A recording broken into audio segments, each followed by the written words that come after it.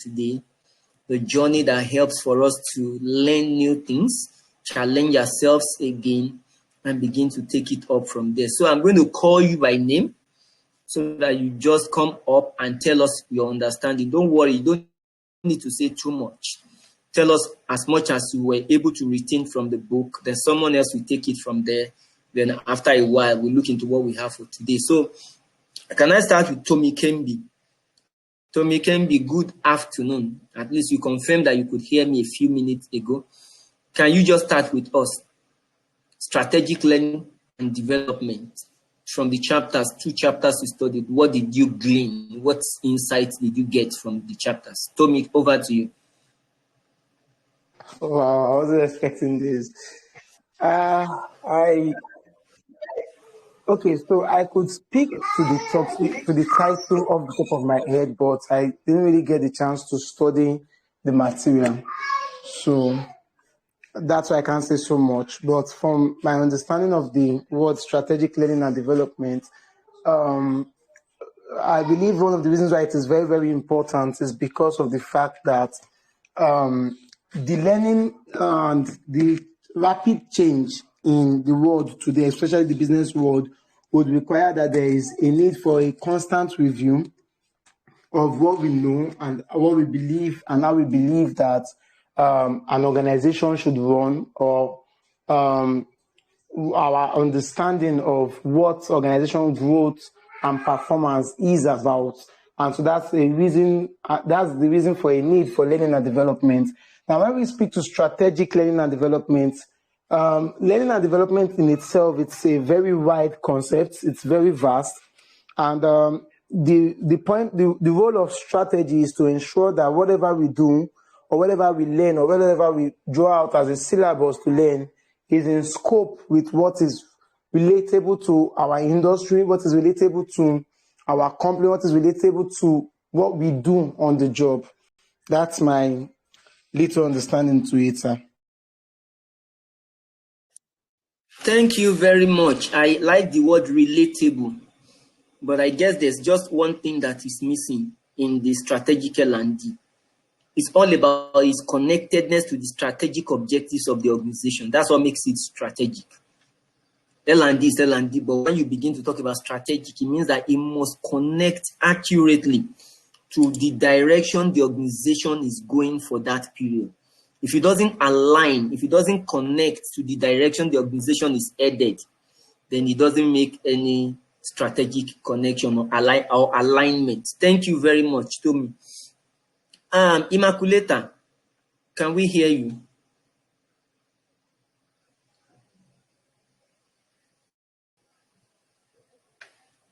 Osuji, Immaculata.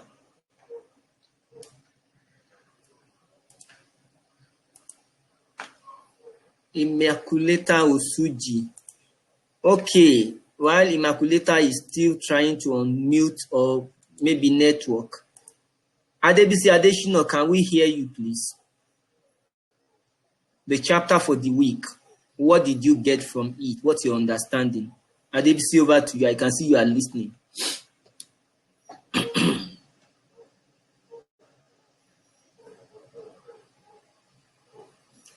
Adebisi Adeshino, can we hear you, please? I hope you can all still hear me. Good afternoon. I was trying to unmute. So sorry. I'm not going to lie. I didn't really go through. I had a very busy week, but I believe this could be better. So I didn't really go through it. Okay, so what's your understanding of strategic L&D before to, at least you didn't go through it, but what's your understanding of it? Basically, it's about positioning and learning and development. Not just the normal. All right. You're trying to, train. You're just trying to to put things the way it should be. That's what I think it is. All right. Yes. Thank you very much. I'm sure we will all learn together today, and I trust that today will be very, very interactive. Immaculata, can you hear me now? Okay, well, Femi Arogundade, what's your take from the chapters studied for the week on strategic L&D? Femi.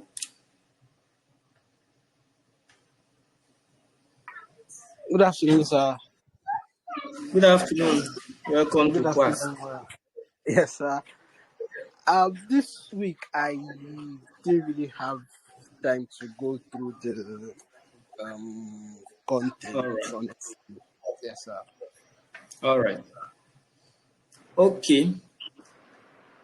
Thank you. That's the third person who didn't have the time to go through the material. Dewumi, were you able to go through the material as well? Good afternoon, all. Unfortunately, sir, I wasn't, sir. Okay, making it number 4.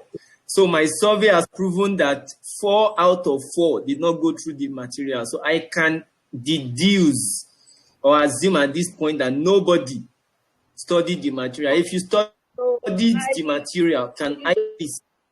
Okay, Ogolu Abalogun, please go ahead. Give us a summary of the chapter and what you got from it.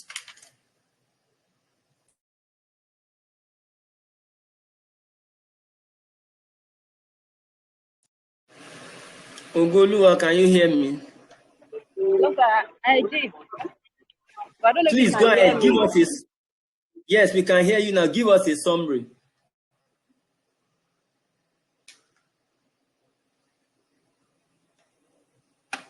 Oh, okay. Okay.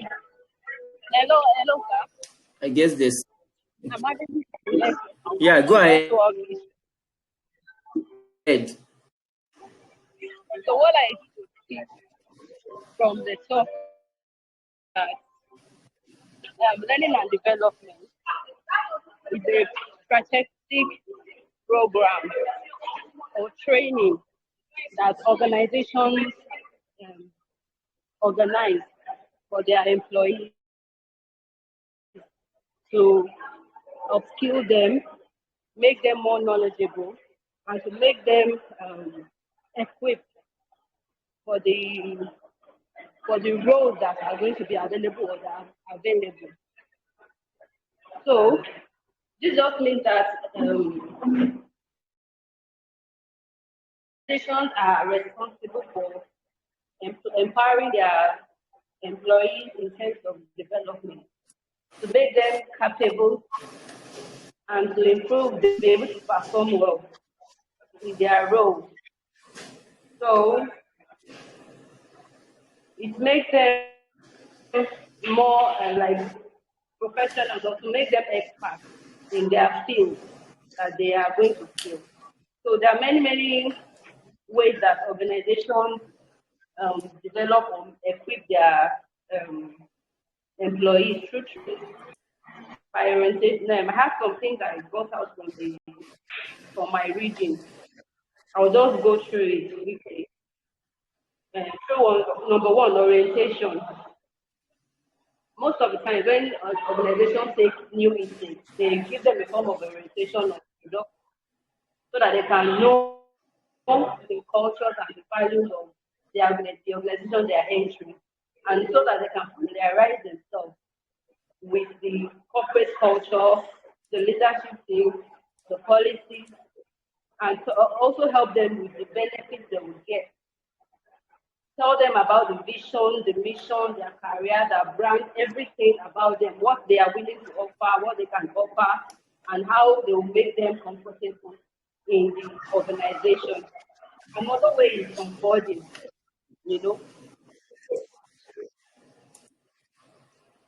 This is a form whereby different departments will organize training sessions for their team members so that they can perform well in their role.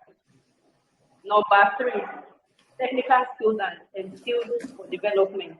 These are industries whereby they make use of technical knowledge whereby the organizations educate them in ways that they can handle their machines or whatever machines they're using or industries that make use of this solution. So they help them to be competent in their job, gain new skills, develop themselves. Another one I was able to take note of is soft skills development. You know, there's no department or role that doesn't need soft skills. These are these skills that make us relate well with ourselves, like being emotionally intelligent, being wise, understanding each other, be able to relate well with one another. So some organizations organize training and get professional people to help their teams function well. Sometimes they can organize or talk about topics like diversity and inclusion, things like that, or areas that people are not well equipped with. Come and train them. Sometimes they'll pay for it, and sometimes they will send them outside to go and learn such skills. So there are so many like product training, human and service training, policy training. We talk about knowing how to differentiate between quality and not going beyond standards. Then All right. training, whereby organization will organize programs like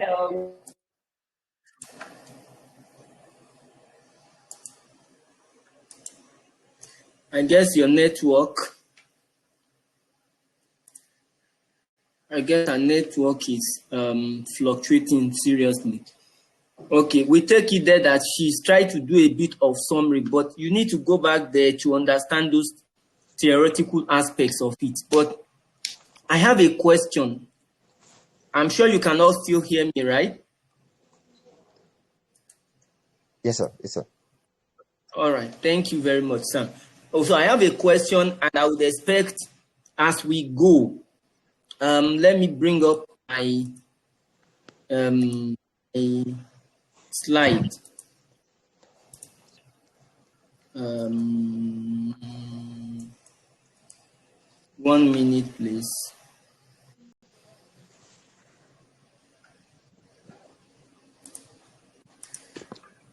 Okay, so what we're looking at today is strategic learning and development. And like Ogolua tried to explain a short while, she tried to give us the summary of what is written in the text. So I wouldn't want to bore us with a lot of theories. But the first question I want to ask is why ever bother to develop your people? Why ever bother to train people? Why ever bother to train people? All right, sir. Can I give you? Okay, Sammy, Can I respond to that, sir? please go ahead. Okay, all right. Thank you very much for the question. Okay. First of all, bothering to train people, we understand, organizations understand that their competitive advantage is in the human resources, the capacity, assets of the organization, which is the most valued asset, basically to say, which is the human. Businesses are driven by people.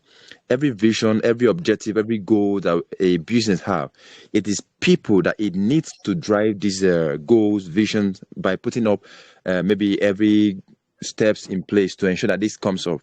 So now, for these people to be able to meet this target as it relates to the business objectives, goals, and as it may be set, so we need people with the right competence, the right knowledge, skills, and ability that aligns with the objective of what we want to achieve, either in a short term or in a long term, to become competitive in the industry.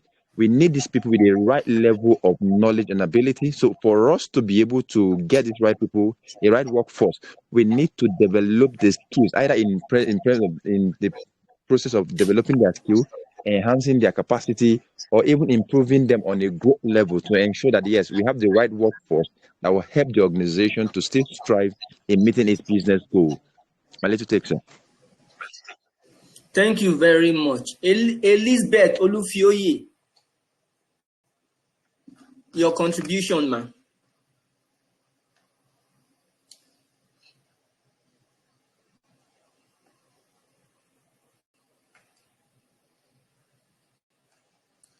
Elizabeth Olufioye, can you hear me? I can see you are listening. Please, can we have your contribution? Okay, while Elizabeth is trying to unmute, is there anyone else that wants to say one thing or the other? Why bother to train people?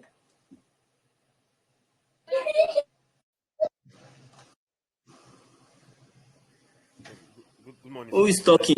Can I go ahead? This is Franklin, sir. Frank, go ahead, please. Okay, sir. Good morning, everyone. Basically, I think one of the reasons why organizations see it as a need to train staff is the fact that it brings them Franklin, you are into the pretty market. low. Sir? You are sounding very low. Okay. I said it brings the organization to the marketplace, because when you have trained staff who can actually compete with the marketplace of your organization, it gives you an edge over other persons. So training a staff also builds loyalty. Like when I was loyal to an organization that trained me, because they went extra mile to train me on a particular course. So when you train a staff, it also builds loyalty. Sometimes you don't just need a good pay to make staff stay in the organization. You need to build their loyalty to the organization too. So I see training as a way of building loyalty with a member of staff of an organization. Thank you. Now, you have brought the word training. So two words have been used interchangeably here today. We've heard the word training and we've heard the word learning.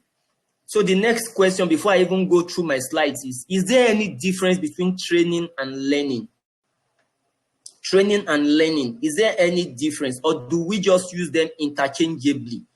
I want to know what our understanding is, because when we don't understand some of these things, what we do will not really line up. But when we have a good understanding of them, it becomes much easier for us to be able to pick the right lessons from them. So is there any difference between training and learning?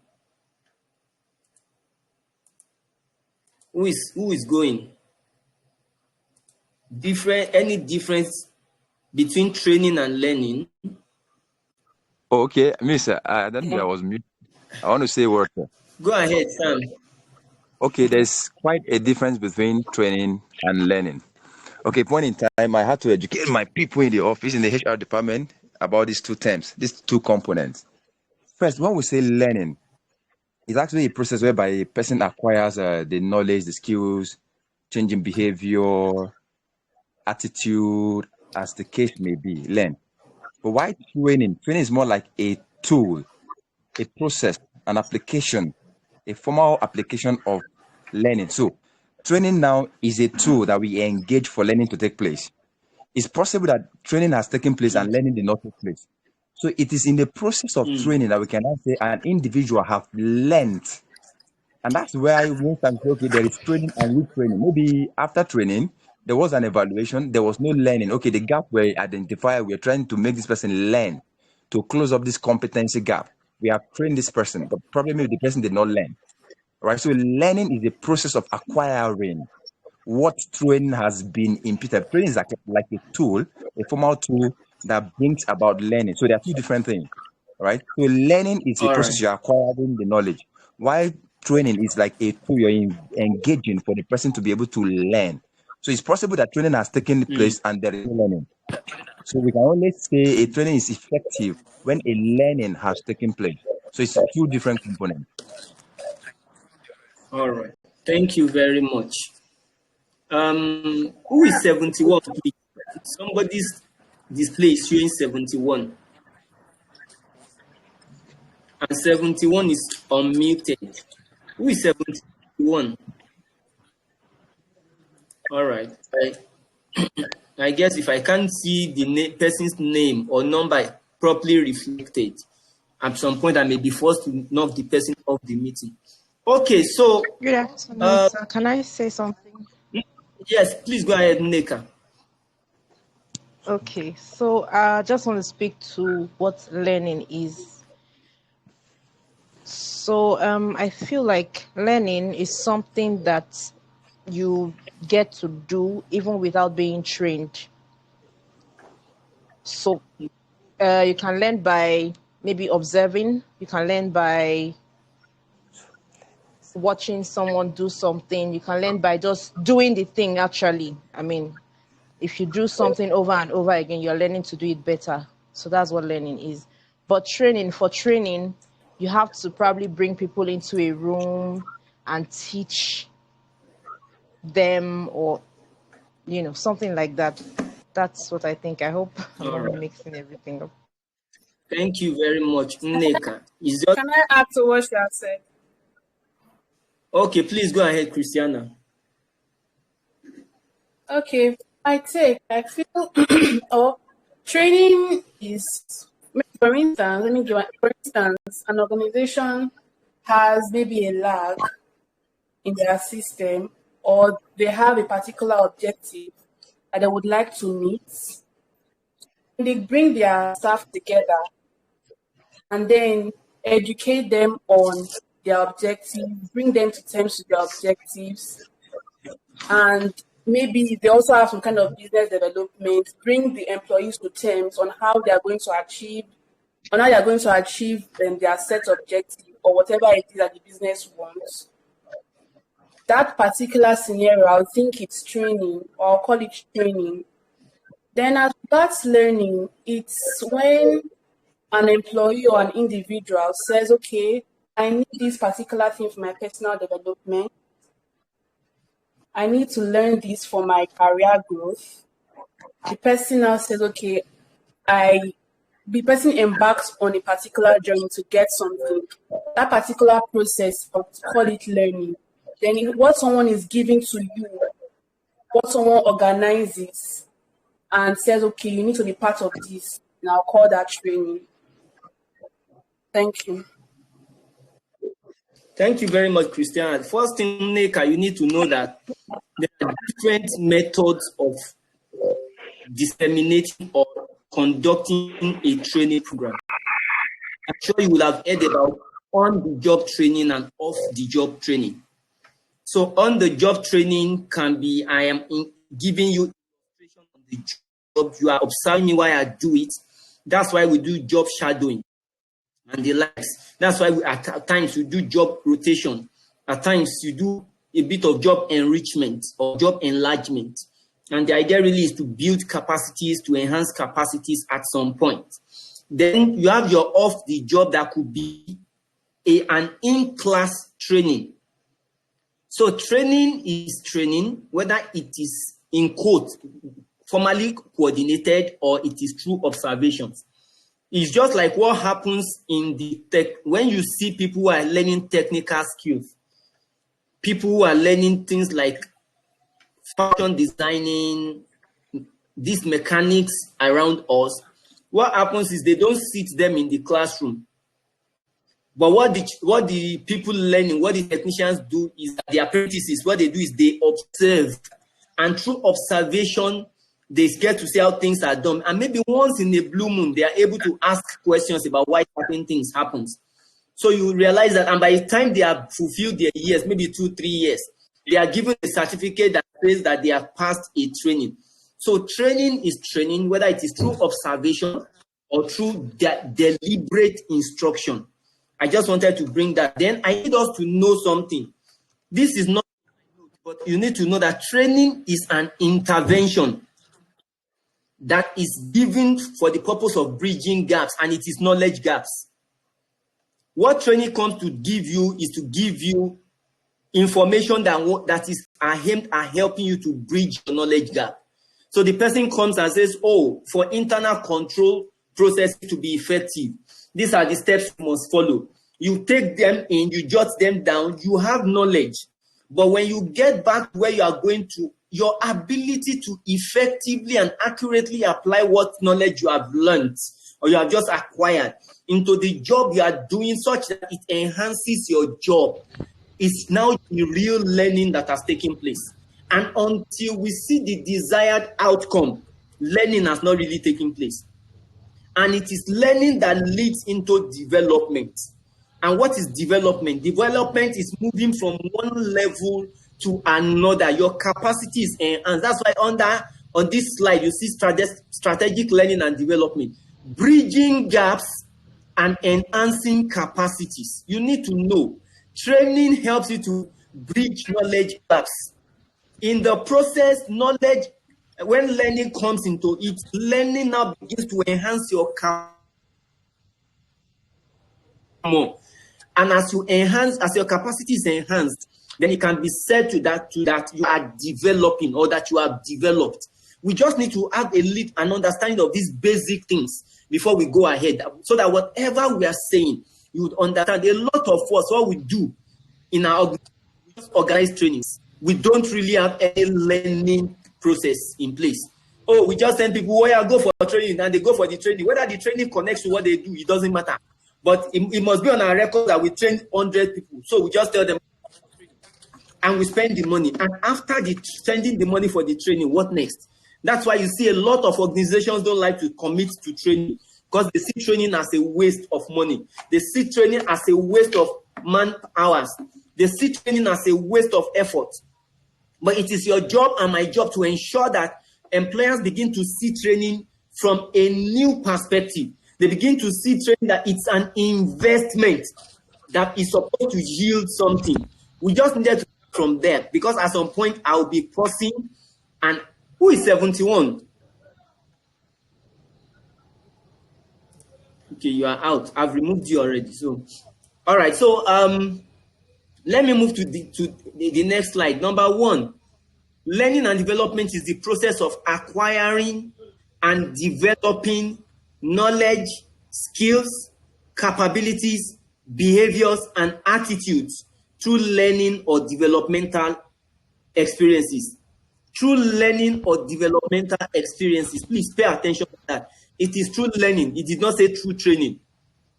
Because what training is supposed to do is to give you information. And the capacity for you to internalize those information and begin to learn how to apply them. The moment you begin to experiment the knowledge you just acquired, the learning process has begun. Learning begins because learning is beyond knowledge. Learning is the practical application of knowledge. You say, if they taught us this thing in class, that this is how it is, let me put it to test. Let me see if it will work or if it will fail. Because until you have proven the knowledge you have, you cannot be said to be, in quote, like we say, you cannot be said to be a wise person. Most times you hear people say, na street wisdom. What do they mean by street wisdom? You would realize that street wisdom is simply the knowledge that people had, that they've been able to put to practical use, and it has come to work. And you realize that when you operate on the street or in the streets, there are certain things that you just don't have the luxury of time to start thinking about. Why? Because everybody is on the move. And because everybody is on the move, you're expected to think on your feet. And those are some of the things we need to know. So what training does is it gives you new information. Good. Oh, now I know this. Then beyond the knowing, what happens? And it is when you now begin to process it forward that learning begins. Then training versus learning. I asked this question because it was on my slide and we were using it interchangeably. You will still see a place. Training is focused on... Sorry, there's a mix-up here. Training versus learning, let's look at it in this table. Number 1, training is involved with giving information to people. Does anybody disagree with that? Information and knowledge. Do you disagree with that? What we are doing at this point, we are training everybody. A good number, about 30% of people taking this program are new to HR. They've never done HR before. Now, about 65% or so have done HR. But out of those 65 to 70%, about 40% of them are new entrants into the HR space. So what I am giving to everybody at this point, especially those who are new to HR or those who are going into HR, is I am training you and we are giving you information. So training is the release of information and knowledge. That's why I said training is designed to bridge knowledge gap. While learning is the process of absorbing that information in order to increase skills and abilities. After I have released the information to you and I have given you the knowledge and the knowledge gap is bridged, learning begins the process to absorb the information and knowledge I have given to you, and it begins to help to increase your skills and your abilities. That's why you see there are many football players that are being trained by the same coach. About 5 of them playing from the same position. One person will just suddenly stand out from amongst everybody. And most times, it's not always the strongest of them. But when you get to ask, why do you always play this person? The coach will tell you it's because he listens to whatever I tell him to do. And when he gets to the field, he does it. So at that point, he has not only been trained, he has learned. I could remember in those days when Nigeria used to play and they would be playing Garbalawa. Some of us would be like, why are you playing Garbalawa? Until we get to realize that Garbalawa was a workhorse. It was a workaholic. He will run around the field. He will disturb everybody. And the coach is looking for someone to disturb everybody. He understood it. He learned it and he knew that was what earned him a place in his team. So you need to know, learning is what, the learning process itself is what will earn you a space or a place in whatever organization or whatever team you find yourself. Because at that point, you are already translating knowledge and the information at your disposal, you are translating them to action. Then we say that training is access to knowledge. Learning is knowledge application. So you see, it's a continuum. Training focuses more on the development of new skills or skill sets that will be used today. Training is short term. Learning, on the other hand, is equipping people not just for today's problems, but preparing them to provide proactive and creative solutions to tomorrow's issues. So training is short term, learning is long term, is continuous. Now, if I should ask you, every training program has a timeline, yes or no? You say, oh, the training is a 2-day training. The training is a 5-day training. You will never hear anybody say the learning is a 3-day learning. If anybody says it is an error, because learning is a continuous process. It's a never-ending process. What training initiatives you do? Trainings are interventions that are brought in when certain gaps are identified. And we look for people with knowledge in those areas and say, can you please come and address us in this area? Release the information to us. And as they release the information to us, we are meant to take it back and begin to act on it. That's why in some organizations, when you go for trainings and you come back, they tell you to write a report on the training you just went for. What were your takeaways? And by the time you have written your report on your takeaways, in some places they tell you to prepare a PowerPoint presentation that you can use to train other members of the team. What are they doing? By telling you to write the report, they are trying to preserve institutional knowledge and memory. That is where knowledge management comes in. They begin to say, look, the training you have done for, the information is required by the institution in years to come. You write it, they keep it in the archive. Then now, okay, come and train people on the skills, on the information you just got. And in the process of training people, what you have done is you are transferring knowledge to people. And as you transfer the knowledge to people, what it does for you is it gives you a better understanding. And for you, that is at that point that also learning begins to happen. I just felt we needed to say this so that every one of us can be on the same page. Training and learning are used interchangeably by people mistakenly. Training is different from learning. Training is meant to kickstart the learning process. Any question, please? I guess we can be doing it. Let's just take a pause. There's a part of what I just said that it doesn't seem to be clear to you. Please ask your question. We are here to learn and we must learn.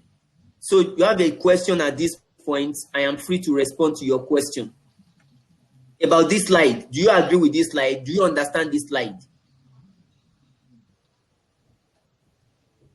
I need someone to tell me whether you understand or you don't understand, so that we can Yes, move we on. Yes, we understand. understand. I We understand. understand. And I believe they all We We are. understand. understand. Thank you. All Yeah, right, so we move. I agree. So we go to strategic learning and development, because the topic of this class is strategic learning and development. Strategic L&D is an approach to helping people to learn and develop. Now you see, you're not going to see us use the word train. It says it's an approach to helping people to learn and develop that is concerned with how organization's goals will be achieved through its human resources by means of integrated L&D strategies, policies, and practices. All we are saying is we have 1,000 staff in our organization.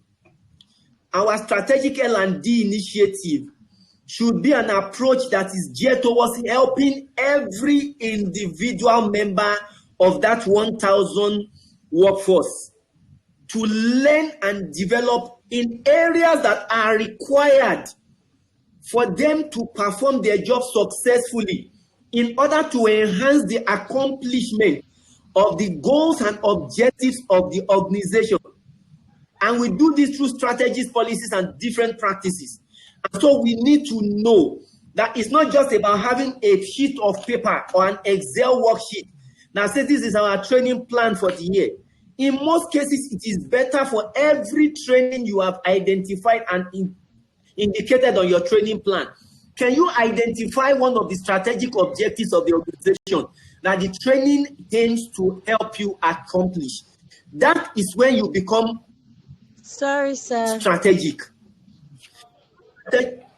Someone is saying Sorry, sir. something. Yes. Some guys are having issues finding this call on the Telegram group. I don't know if you want to check. They should go to Yeah. the channel. The link is on the channel, not in the group. HR Coaching Hub, except they've exited the channel. Tell them to go to the HR Coaching Hub. They will see the link to join. Thank you. So it is not strategic until it connects to the organization's goals and objectives. That is why for every 1 minute, please. That is why for every design, every program, every strategy, or your HR strategy must connect to the goals and objectives of the organization or to the organizational strategy. It is at that point that you can do things that can truly add value to what the organization is out for. Until there's that link between your training plans, your training strategy, or your learning and development initiatives and the goals and objectives of the organization, trust me, we're just joking. And what a lot of us do in our organization is we just say because the management wants us to train people, we just go sit down, do some things, and just we come up with a list of trainings and say, oh, we have a training plan. No, it's not a training plan until it accurately connects. For example, what is the role of a gate man in an hospital? Can the gate man in an hospital affect the quality of care given to the patient by the doctor? I need a response. Can the behavior of a gate man affect the quality of care delivered to a patient by the doctor? Can it? One or two people should please contribute. No, sir. Okay, Sammy says no. Who else is talking? I think yes. Okay, Daniel says yes. I'm happy I have two divergent opinions. So, Sammy, tell me why you think it's a no. Then Daniel tells us why he thinks it's a yes. Okay, all right. The question again is, can the behavior of a gate man, affect the quality of a doctor to a client? Now, let's say, for instance, if a gate man is not well trained, that does not mean the client or the patient will not go into the office. The worst that will happen is the patient complaining to the doctor. The doctor knows what exactly he or she is doing, so that will now make him to be professional in delivering whatever it is he needs to deliver to the client. So he is giving the quality service required to the client. but the gateman's attitude will not affect, because these are two different people and then contributing a different value chain to the organization. So the doctor is giving what is required. If it's the doctor, it's a different thing. But from the gateman, so long the patient has nothing to do with the gateman, it's just to pass through the gate. I may even decide not to greet the person. So, but when I get to the doctor, I should get what I need. So that doesn't affect the quality of what is given from the doctor. But in the organization wise, I can say the gatesman, or I'll say this organization some way, I could want to rate that with respect to the organization. But directly from the doctor, it does not affect the quality the patient will get. My contribution, sir.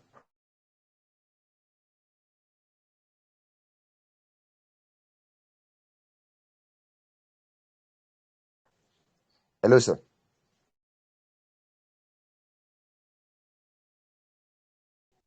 Please, can anyone hear me? We can hear you. I Maybe guess, it's network. I Okay, guess I this think is not. we've lost Mr. Kayode. Probably he'll join us soon.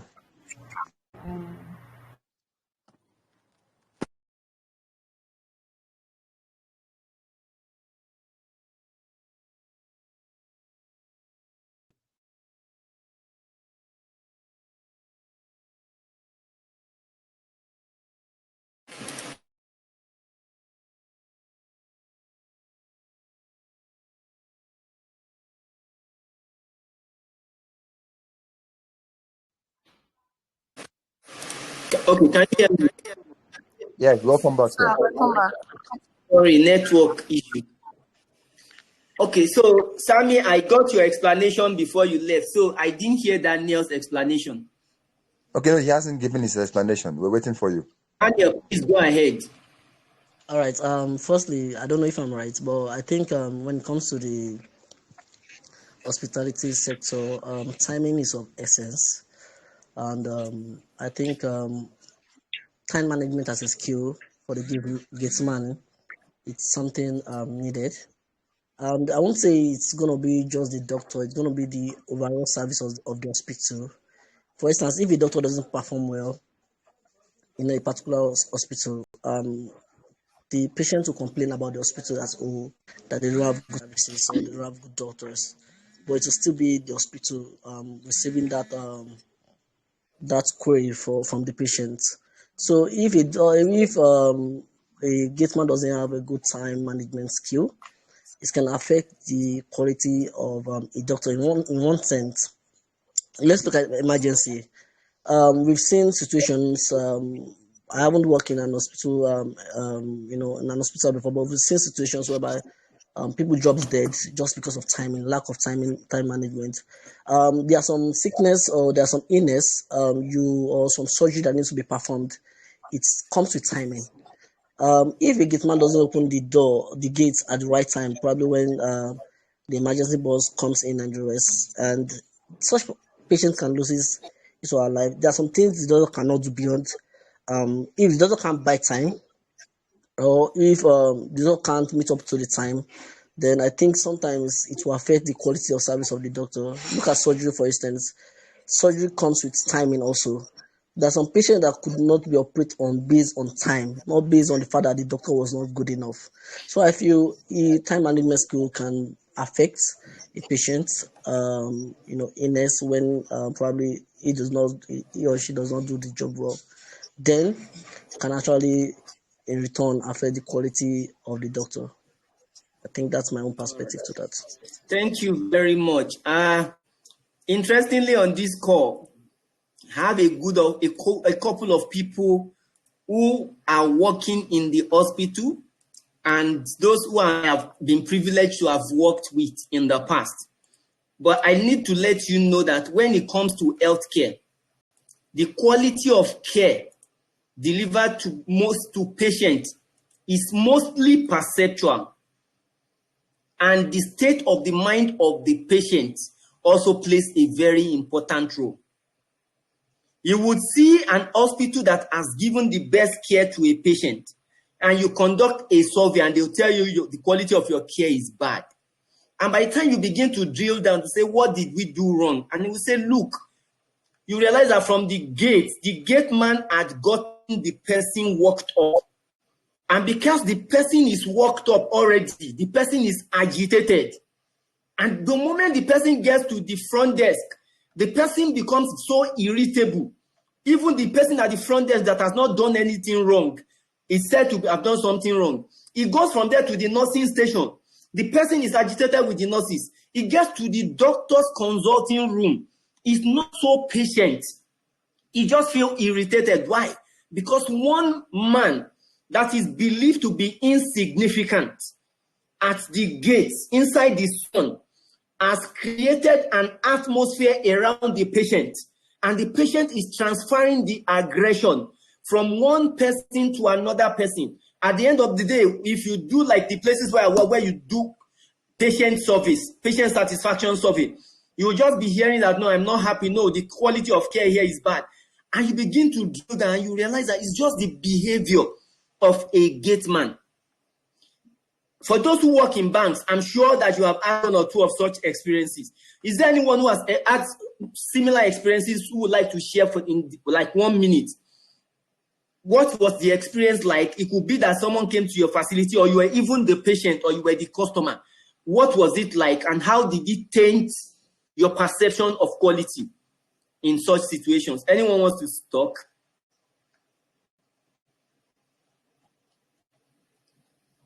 Susan. Good afternoon, everyone.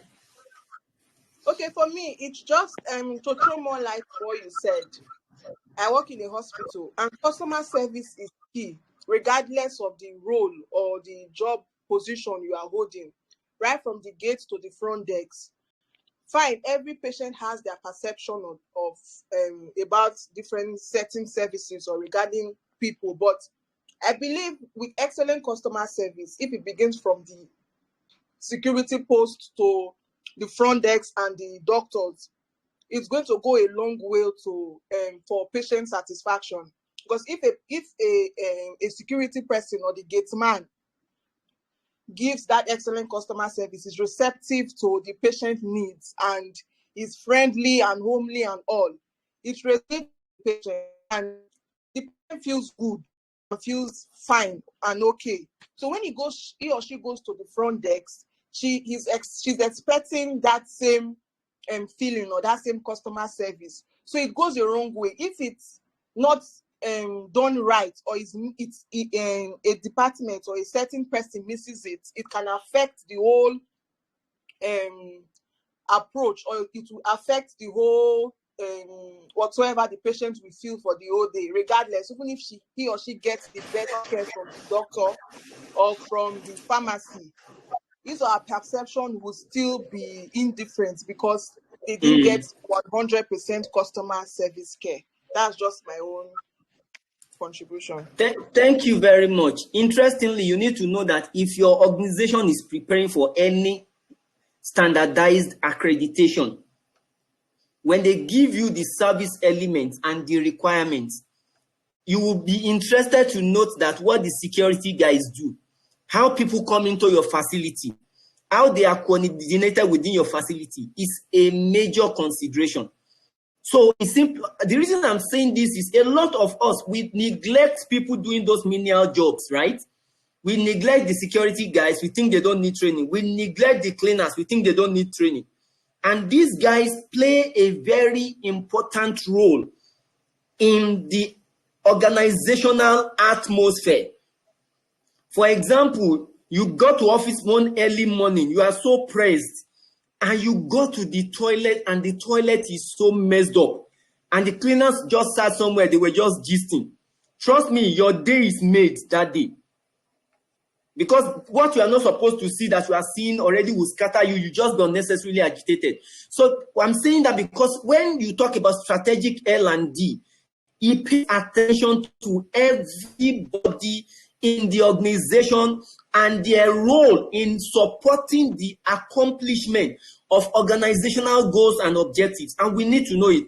So if you don't do that in your organization, you need to begin to consider training those guys that do the menial thing. They may be outsourced, but they are your staff. It may be any security company that sends their people. Always provide your own in-house training for them. You can just take them out for 1 hour, for 30 minutes.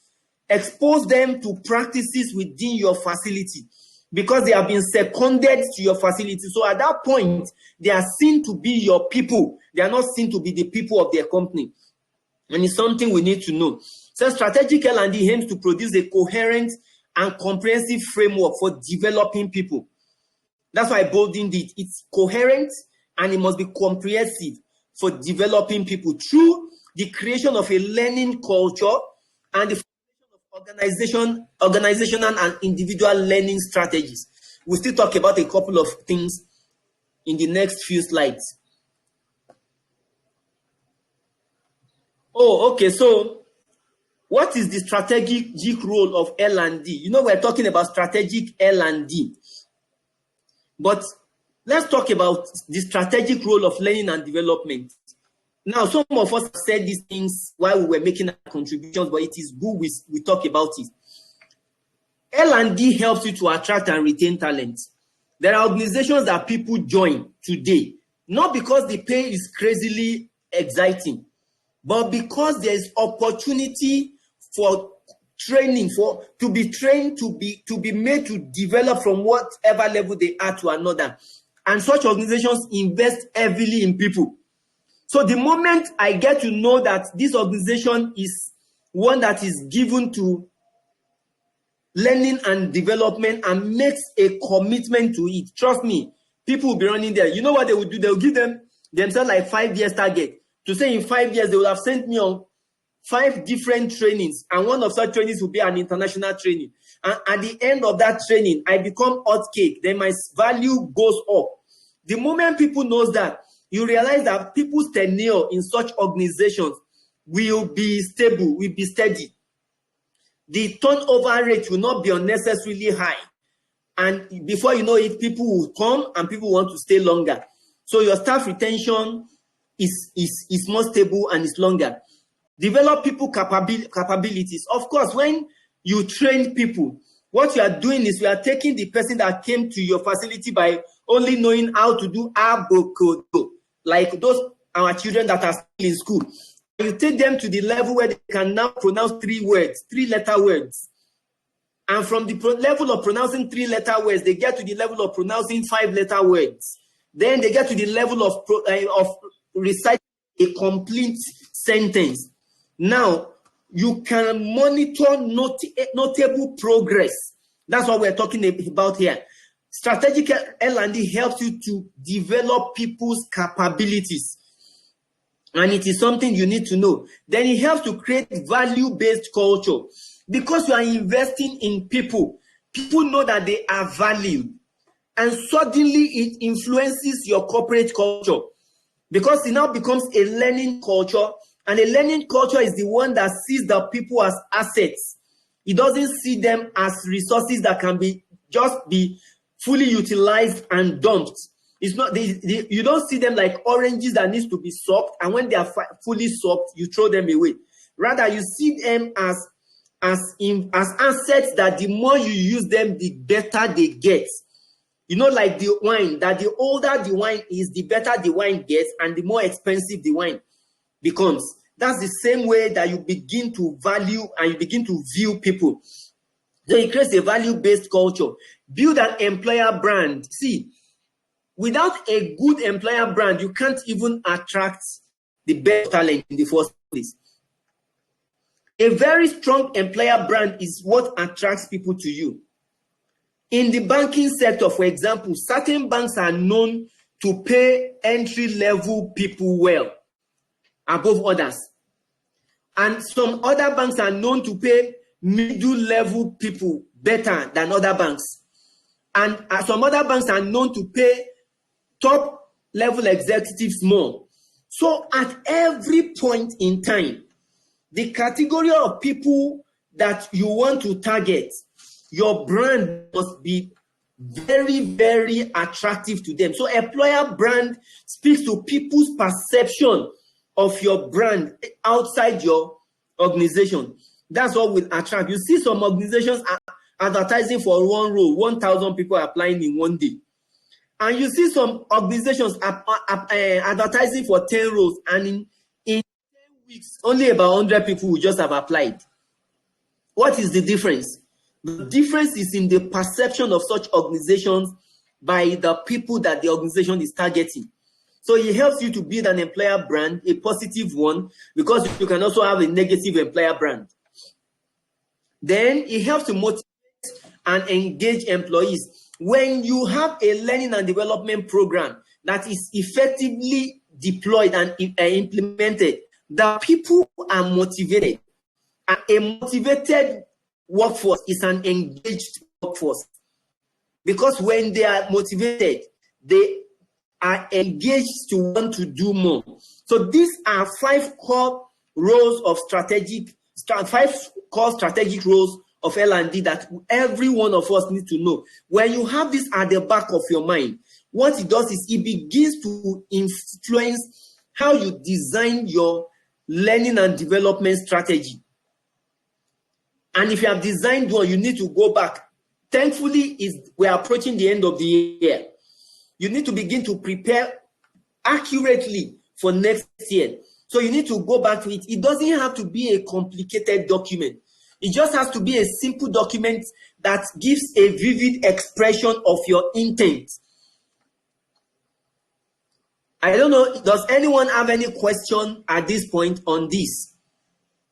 Something is not clear, you want answers to, you have answers to questions to be answered. Let's talk about it now.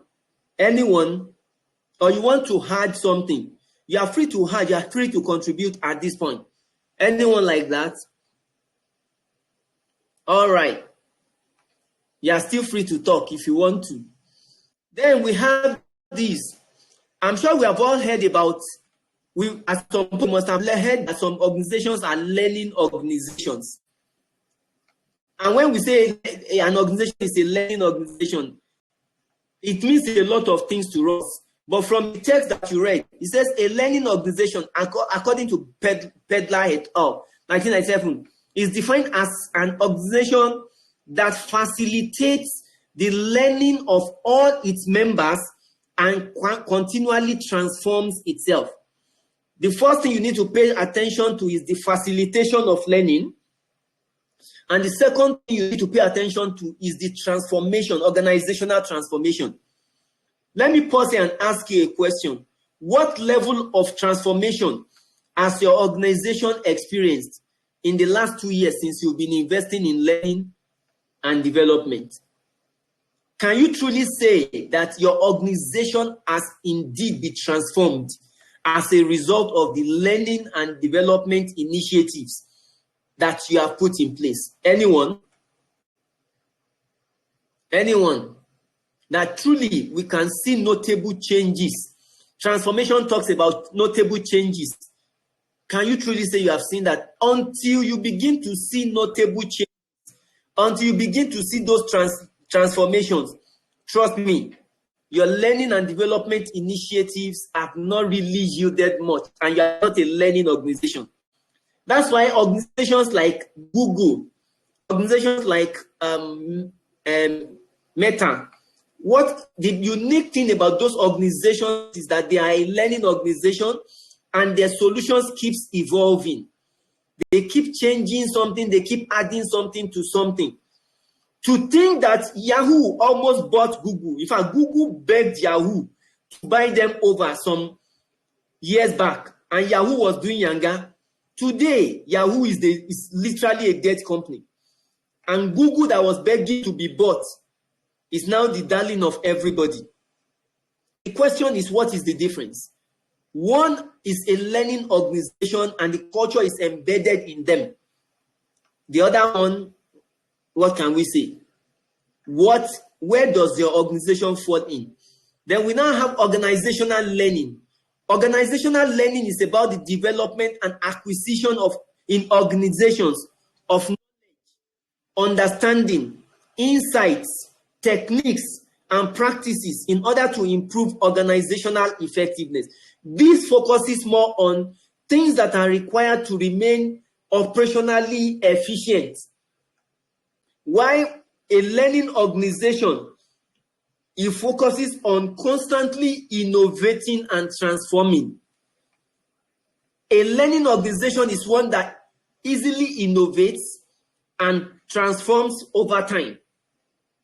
But organizational learning enhances your operations. It gives you access to knowledge, to understanding, to insights, to techniques on how to do businesses and best practices on how to do things, so that your processes can be enhanced and your operations can be seamless, efficient.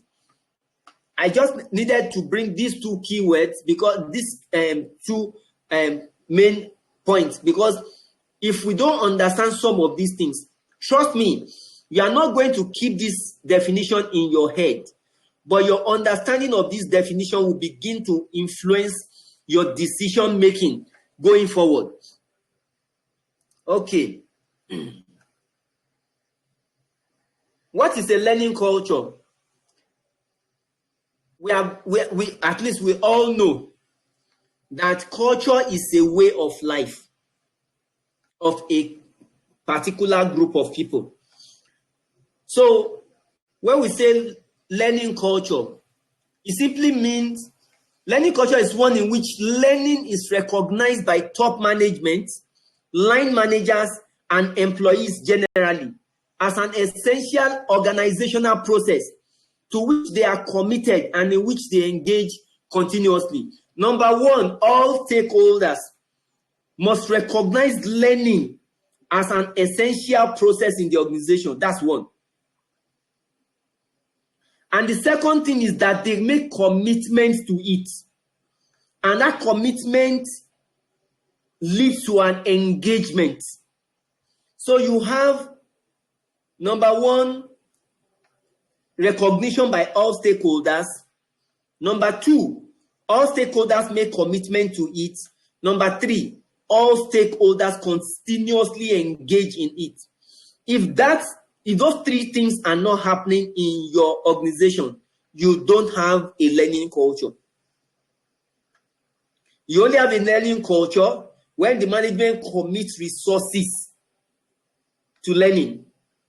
When line managers support the learning and development of people in their teams, and when members of teams accept responsibility for learning and development, even on their roles, until those three things are in place, you don't have a learning culture. So please begin to look at your organizations, begin to look at your environment. What really do you have? In most cases, what we have is HR trying to force everybody in a certain direction. Now, even when HR comes, the management begins to like, no, it's too expensive. Let me pause at this point. What is the best practice for number of hours that employees in an organization must be exposed to training in a year? Does anybody have an idea? Best practice. Minimum number of training hours that your employees must be exposed to in a year. Does anyone have any idea? Sammy, I think I'm going to be calling those I know that are at least actively into HR. Sammy, any idea?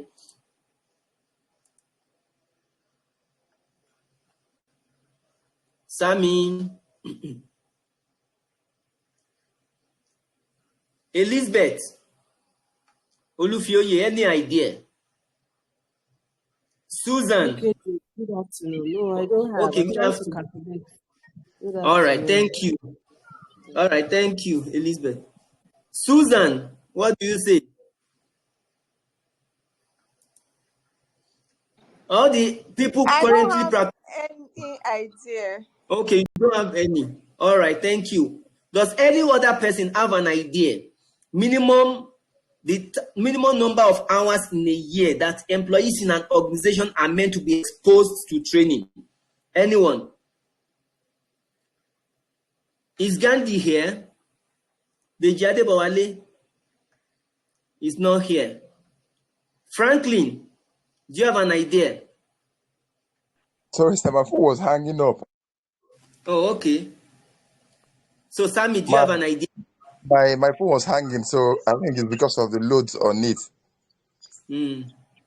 Okay, now basically, I understand that some organization may come quarterly, biannually, or something like that, as the case may be. But in terms of annual, in a number of hours now, so to say, that that's recommended. I think that's a deliberation or a decision from the needs of the company when they roll out their need analysis and they understand what's the gap. I think that should be a criteria to determining the number of hours that should go per year in terms of training.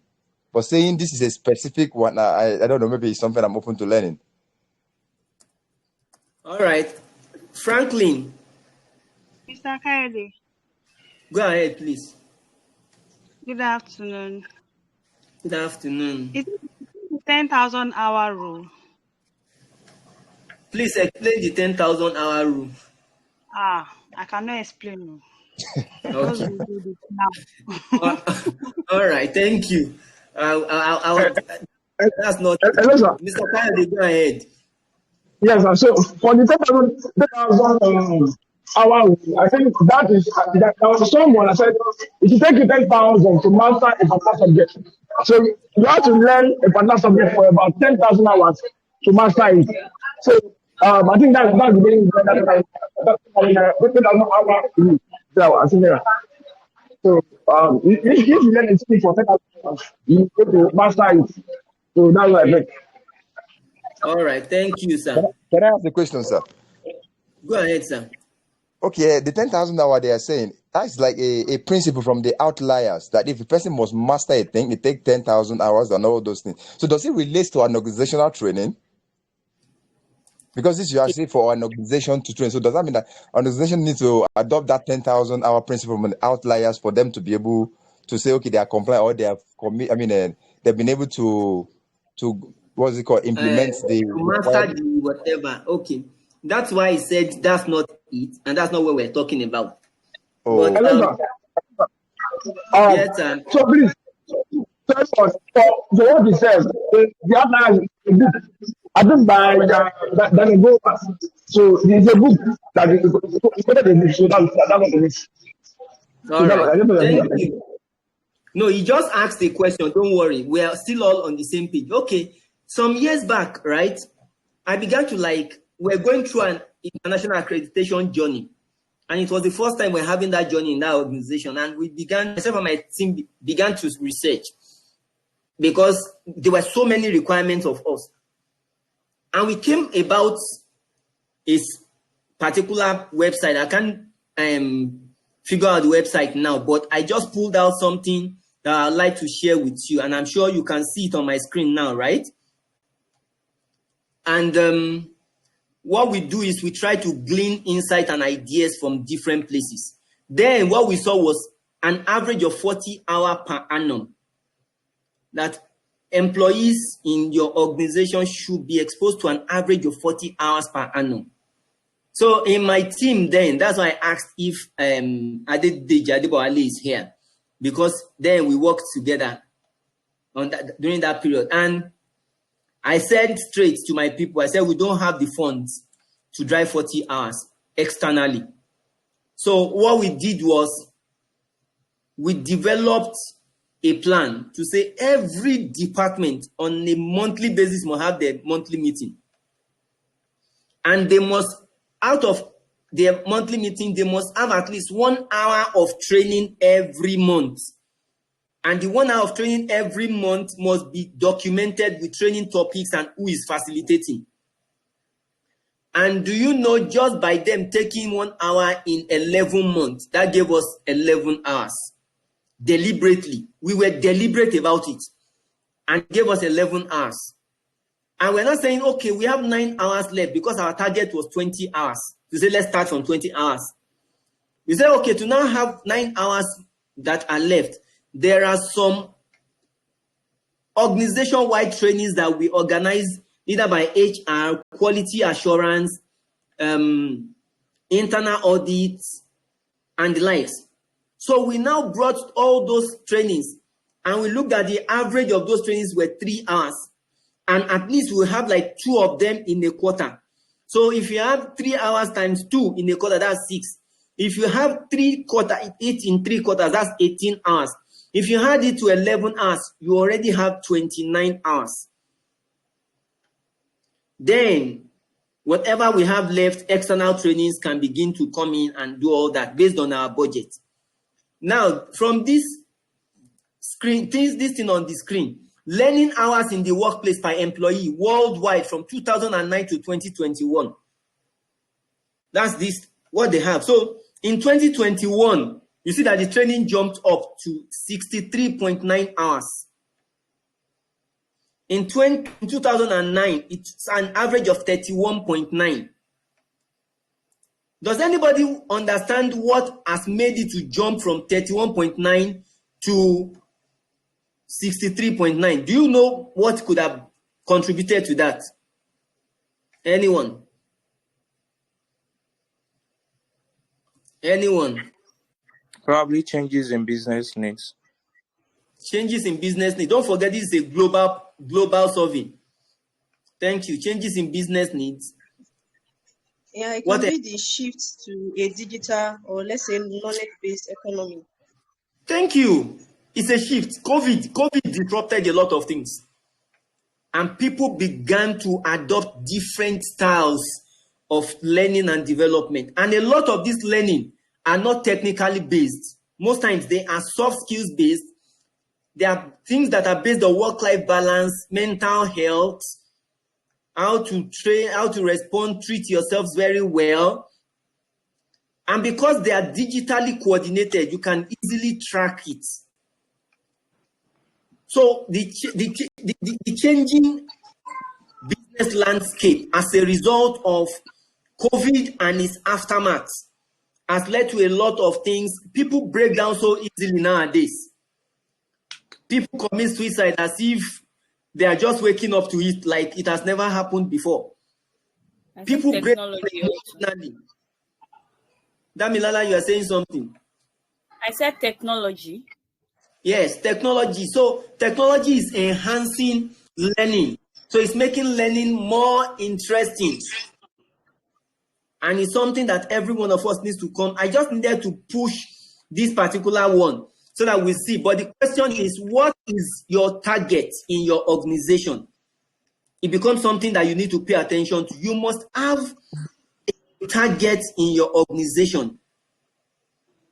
What is the minimum number of hours you are targeting that employees in your organization will be exposed to? It would also influence how you design your L&D program for the year.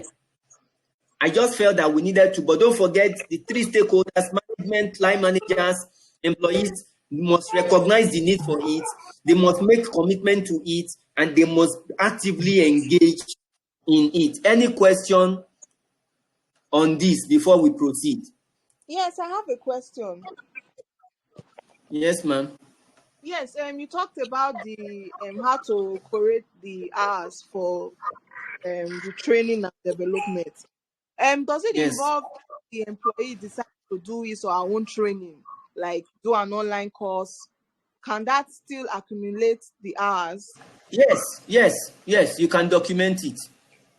In fact, we're meant to keep a record of employee. If you are going for any accreditation, international accreditation, they will require you to provide evidence that your people are trained and your people are being trained. So for every documentation, there's that evidence, there's that validity that, okay, this person went for this training. You document it on your records and you keep it. So people going now will get to a place where people are personally driven to develop themselves. So the development must be both from the organization, and there must be that desire on the part of the employee. So yes, you should document it as well. In fact, it will help you as HR. Okay, so how do people learn? This, you must have read this. Individuals learn for themselves and from other people. So most people that, like the person that decides to go online and start taking the course on data analytics, the guy is not learning it for the company. He's learning it for themselves. and he learns it from other people. There's a lot of things I can do now that I did not go to school for. For example, I do web design. I didn't go to any school to learn web design. I learned it from other people by observing them. I do a bit of video editing. I didn't go to any media school. I started digital campaign, digital marketing, long before I ever went for a diploma in it. And how did I learn all those things? By observing people who are doing them. And why did I learn? Why did I learn them? To make myself better. And most times when I go for interviews and we're talking, and you begin to talk and like, oh, you can do this, oh, you can do this too, oh, you can do this. It just becomes like, oh, you have a collection of skill sets that are required in the organization beyond your primary domain. If you work in a bank, for example, and you want to become an MD, you can't just be a marketer and think that your marketing skills are enough to make you the MD. You must have a collection of skills across all the functional SBUs in the bank. That's what prepares you for that. That's why when you see people that are put on management track, they are pushed around, they are taken around. They go to operations, they go to customer service, they go to marketing, they go to everywhere because they are preparing them to be able to accept the central role at some point. They learn as members of teams and by interaction with their managers, co-workers, and people outside the organization. Now, this is social learning. Social learning is you learn within a team, within a group. Oh, you are the type that is used to bullying people. You found yourself in a group where most members of your team do not agree with bullying and they keep treating you with respect. And as they treat you with respect, they keep demanding respect from you. Because you are in that group and you are in that team, unconsciously you begin to imbibe those values. And with time, you become respectful. A lot of people behave the way their networks behave. You want to see someone that have crazy networks that does not have value for or respect for people. The way they behave tells you the kind of people that surrounds them. So there's also opportunity for social learning. Do you know that learning has been taken off the regular platforms and now you can find yourself on a learning portal that gives you opportunity to connect with other learners? And the reason for that is simple. They know that in a social setting, learning is more fun. I'm running an executive MBA at the moment, and all the group works I have ever had to take, I have never been in the same group with a Nigerian. In fact, when it comes to choosing a group, I go look for groups of people from different time zones. So the last one, I was in a group with someone from United Arab Emirates and someone from Egypt. And you realize that we've always had a wonderful experience and you learn what you need to learn and you move on. So social learning also enhances. So people learn. People learn by doing and by instruction. I think it was Nneka that was talking earlier about observation. See, when I observe you doing something, when I turn my back, I try to get that thing done. When I was learning web design, what I was doing was, I had friends who were doing web design. So I'll stand beside them, I'll observe how they do the web design. And by the time I have observed for a few moments, I turn back, I go to my system. I try to replicate what they did. I try to see if I got it well. That's how I learned a bit of graphics design. I go, I see how they do. Oh, this is how they do it in Photoshop. This is how you to use your outline pen. Then I go back, I do it. Oh, this is how Photoshop works. Photoshop uses layers. I go, I try it. And the idea really is, I am learning, but it is not through your formalized training, but it is through observation. But I could also sit and get someone instructs me on how to do UI, UX design. If you ever worked with me, I don't really teach. I teach less in classroom. I teach more by instruction. I tell you, this is what you need to do. This is how I believe you can do it.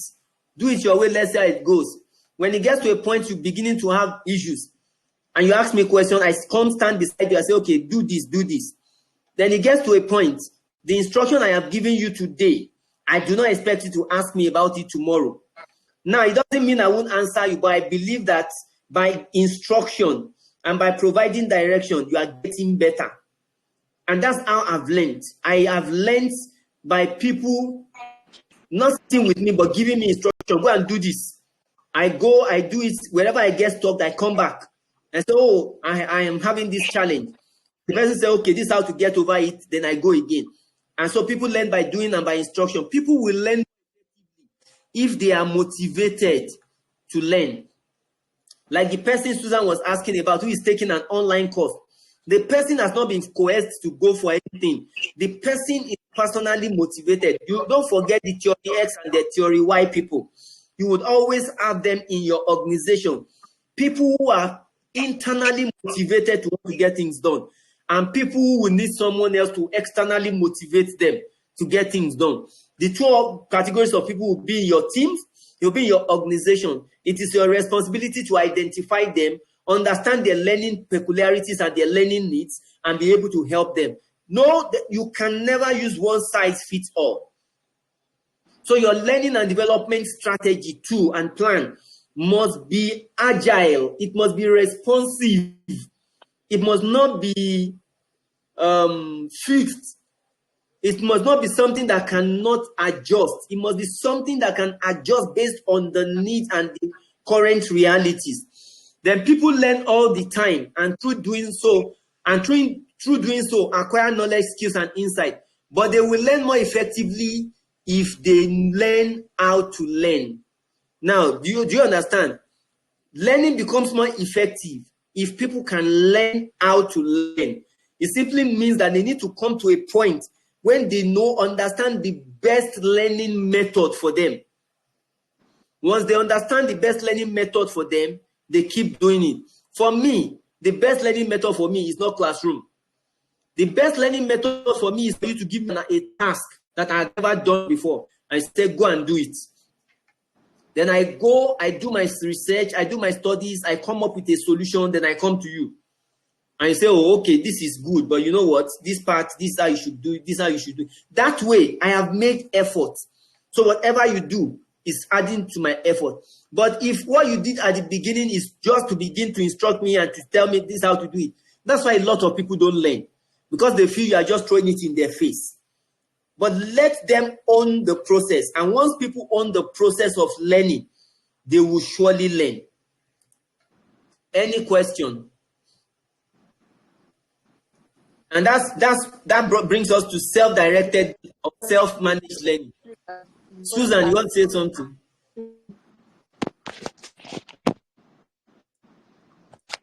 Susan, are you saying something? All right. So self-directed or self-managed learning involves encouraging individuals to take responsibility for their own learning needs, either to improve performance in their present jobs or to develop their potential and satisfy their career aspiration.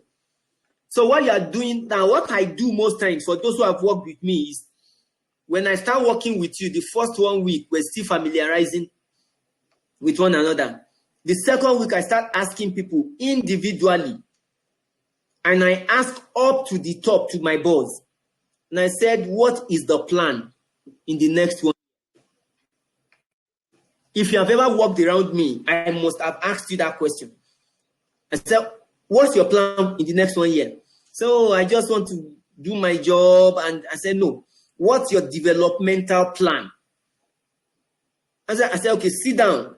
Let's identify something. What do you desire, or what do you see yourself doing in the next 5 years? So, I want to be a manager. Okay, you want to be a manager. In what? So, I want to be an HR manager. Okay, what's your position today? I'm an HR assistant or executive. Okay, so what is the pathway to becoming an HR manager? So, oh, I need to gain this skill, I need to gain this skill. Okay, so how do you intend to gain that skill? I have always had that conversation. It's always informal, it's always not documented, but it's always personalized, focused on the person's role. Because by focusing on the person, I am achieving my goal. Because if the person can only get better, the person will perform better on the job. And as long as the person performs better on the job, the organization gets better. So we need to get to a point where we redirect people's focus to themselves. That the reason we want you to learn is not because of the organization, it's because of yourself and because of your long-term career goal. And once people can develop themselves, once they embark on that journey, the organization has embarked on a journey. And the organization is on the path to becoming a learning organization when everybody is deliberate about it. So it is something that we all need to also embrace. Appeal to every man is selfish. I don't care which grammar you want to tell me here today. Every one of us on this call, we are selfish. And what does it mean to be selfish? You think about your well-being and you think about yourself first in any situation. Oh, career development, how do I develop? It is never how do I help the organization to develop. No. The first question is how do I develop and get better? Because it's in the process of me getting better that the organization can begin to derive value from me, better, increase value. So you are permitted to be selfish in your personal development. Because in your personal development lies the corporate development. Because when every member of the team, let's say 20 of you, are developing yourselves personally, all of you are getting better individually. By the time the 20 of you come together, you are 20 better people. And the 20 of you makes the organization better. And the organization will be better for it because the 20 of you are better collectively as a result of your improvement individually. So this is one thing we also need to focus on. You want to get people to embrace your learning and development interventions for them. Appeal to their selfish nature. And they would respond to you. How do we identify learning needs? Maybe at this point, let me pause and ask for those of us who are doing these things, can you please just tell us, how have you always identified learning needs or training needs? Let me use it that way because we're more familiar with training needs, right? How do you identify training needs in your organization? Let me start from you, Mr. Kayode.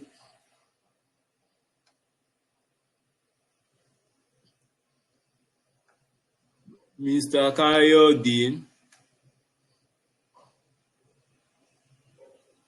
While Mr. Kayode is trying to unmute, Toby Thomas.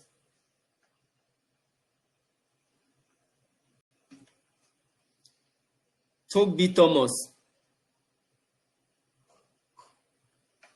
Toby Thomas is not unmuting.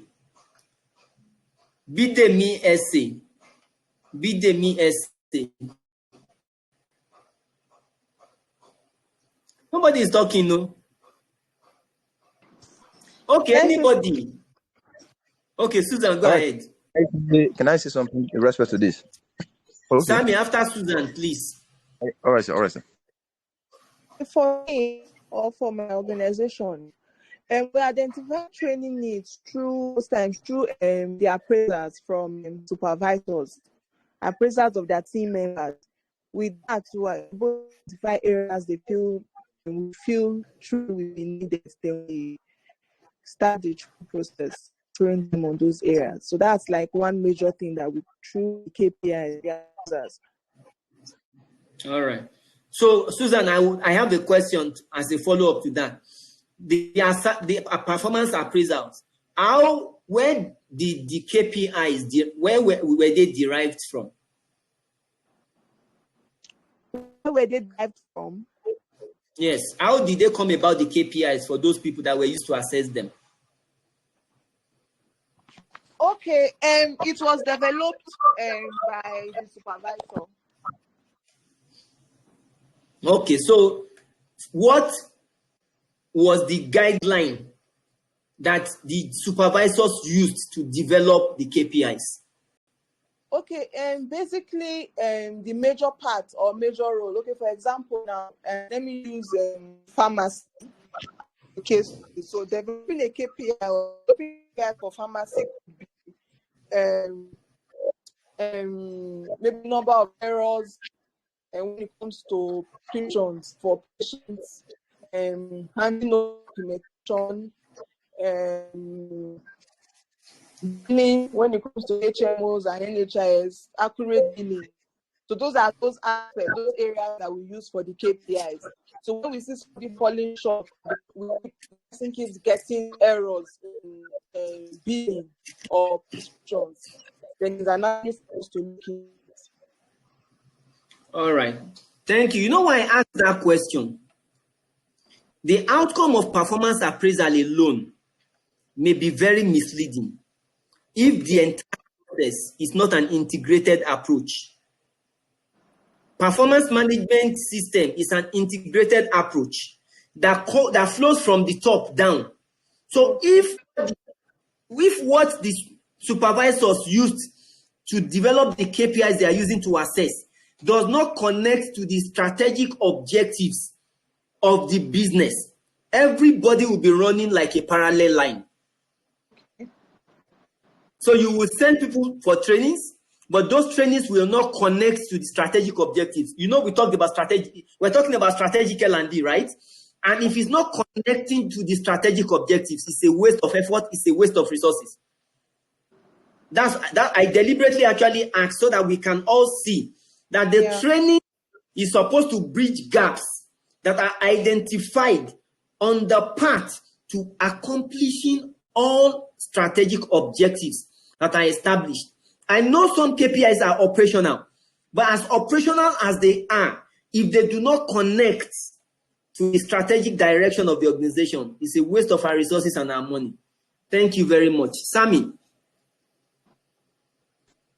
All right, sir. Thank you. The first speaker has said a little bit about the performance aspect. Okay, let me quickly say something about that before going to the second one. In my organization, at a point in time, I recommended that even the training person should be part of the whole performance exercise thing. So we can also from there identify like a whole inclusive thing. So a training person can also have an input when it comes to all this gap being identified and then see how it goes. But some way it didn't work out, but rather they'll just come and then give you a topic and say, okay, this is a training that was identified from performance appraisal. How was this conducted? What is the KPI? What are we even looking at achieving in the organizations? But then again, you just know that there's topic given to you where it's a gap analysis, train them on this. You have to take. So another part again, it's deliberately conducting a training need analysis or a training need assessment. So by developing a template as it relates to you understanding what are the specific objectives, what are the business goals. So when you develop your TNA form, ask some questions, and some questions should be more related to personal, career, focus, and development. Because like you said, sir, truth be told, it's when a person is better that they can contribute value to the organization. So it speaks to the HODs of the various departments, HODs and line managers, to work in tandem with their team member. So it is like a one-on-one. HOD sit down, you sit down. So these people, you understand these people more. Let's discuss about your training need. Let's answer this question. So from there now, they can say, okay, this is where I am. This is where I ought to be. This is the gap between where I am and where I ought to be. So these are the trainings that I need to now be able to get to this as it relates to what we want to achieve in the business. So training analysis and from a performance and also a one-on-one conversation can be a way of identifying skills gap. And we also open a channel whereby people can also revert and okay, what are the challenges you're even facing on your job? Probably when unable to identify these gaps within the whole survey, exercise, performance on you, by you personally, what are the space or the areas you feel challenged to really deliver your duty? You can also reach out and then be able to have a one-on-one conversation. So these are ways also can identify these gaps. Thank you very much. Let me say that number one, training needs analysis or assessment itself. It should be an integrated approach. several things you plug into it, not just one thing. But how do you identify learning needs? Number one, you do a gap analysis. What are you measuring? You identify the gap between the desired and the actual. What is the desired are the target you have set. And the actual is what the person delivered. How do you see where the desired is established? And the KPIs, depending on the kind of performance management tool you use. You know, we have plenty tools. We have behaviorally anchored rating scale. For some places, we prefer behaviorally anchored rating scale. And in fact, in some systems, you do a blend. You have your balance scorecard. Your balance scorecard is what gives birth to your KPIs. The KPIs are linked more to the balance scorecard. You have your OKR, objectives and key results. That's the tool some organizations use. Not all organizations use balance scorecard because they said it's technical. But some use objectives and key results. Some use OGSM, objectives, goals, strategy, and monitoring or something. I forgot OGSM. There are a whole lot of tools that people use to set and monitor performances. However, what you are checking is this person is supposed to operate at level 75. That's the desire, but the person actually operated at level 40. That's a 35% variance. Then you do an analysis of what was responsible for the variance. Let's assume that it's in the area of interpersonal relationships. Then you begin to look for trainings that can bridge trainings on attitudinal modification, or on behavioral modification. And the reason for that is you must be deliberate because you want to use your trainings and your learning interventions to solve problems, not just an activity. It's a solutions provider. Then you have your analysis of business and workforce plan. What is your business plan for the period? Your company may be going into a totally different business idea that the current skill sets in the organization cannot meet. Because of that, you need to identify to say, oh, in 2024, quarter 2, we're going into gold mining. So we will need the following skill set, you develop a competency framework. And you say, oh, we have 5 geologists in our employment, but what they are doing is not called geology. Oh, they will become relevant, but for them to be able to function from Q2, they need to have 1, 2, 3, 4, 5 skill sets. And so between now and Q2, let's develop a training or a learning and development intervention that helps them to bridge the gaps we have identified. The business direction is leading to that. Then workforce plans could also lead to that. You are expanding your workforce because your business is expanding. So at some point, you will need more managers. And you have identified 4 or 5 people in your organization that have the capacity to grow into managerial role. So the expansion is going to happen in 6 months. What do you start doing now? You start putting them on an intervention that begins to help them build people management skills. So those are some of the things. So it depends on the strategic direction of the company. Surveys and opinion polls. Unfortunately, in Nigeria, surveys are not always reliable.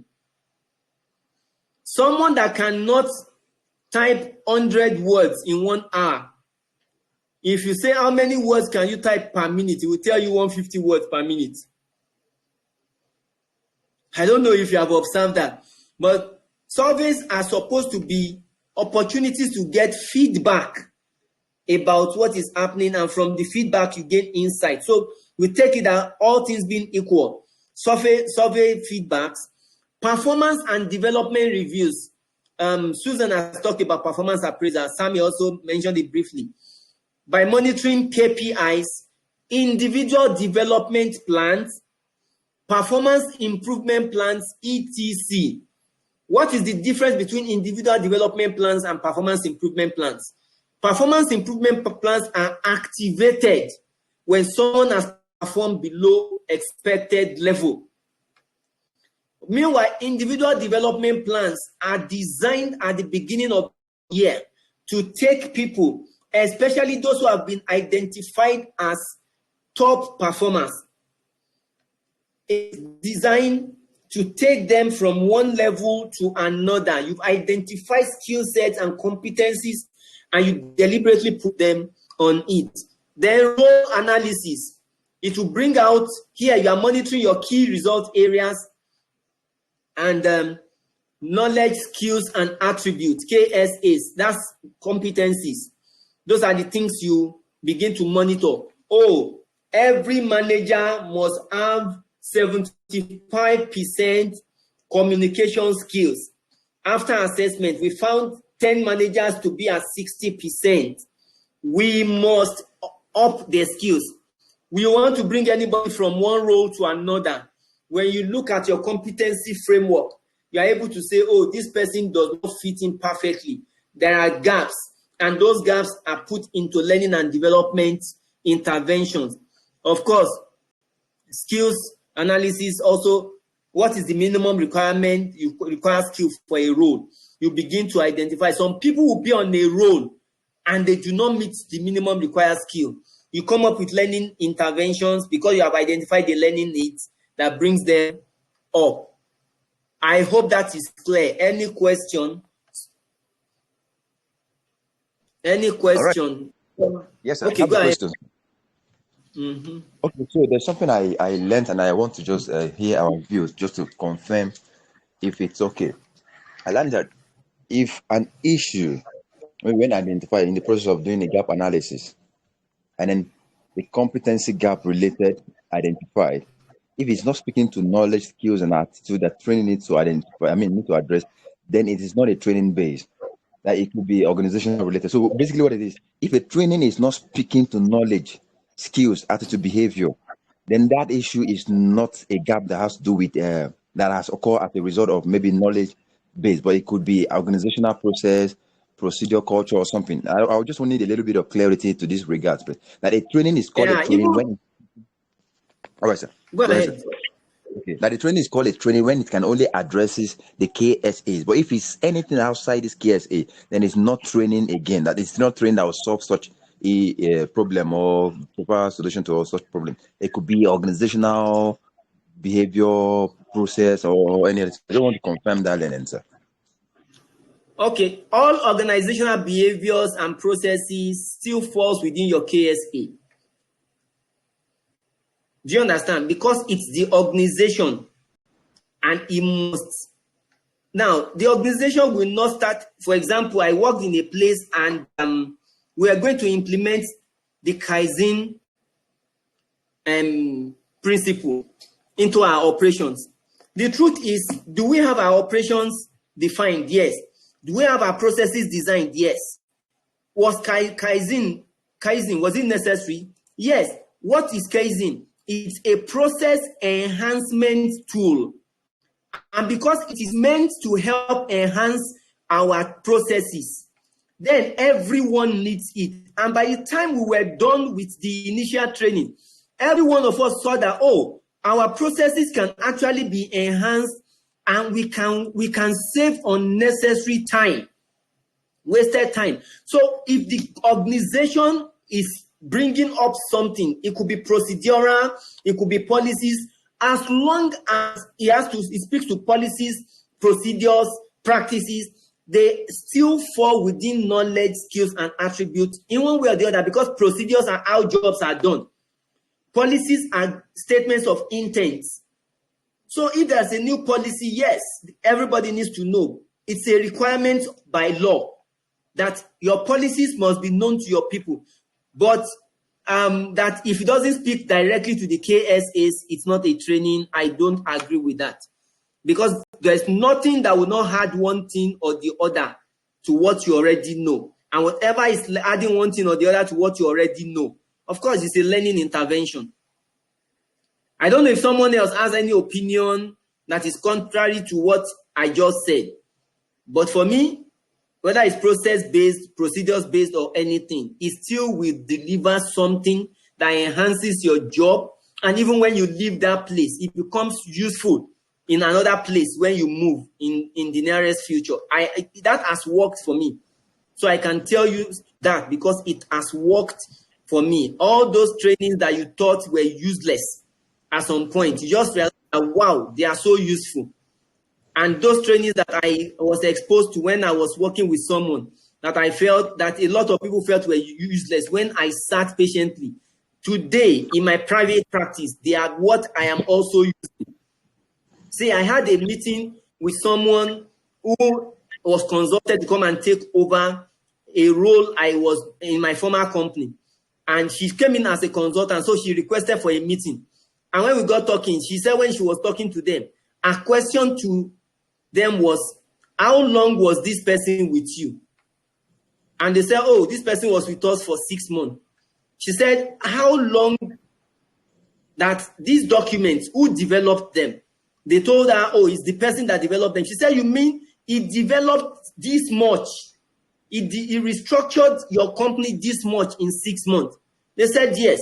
She couldn't believe it when she saw me. She could not but mention it. And what is the difference? The difference is everywhere I had worked, every opportunity to learn one thing or the other, I learned. So it has enhanced my capacity.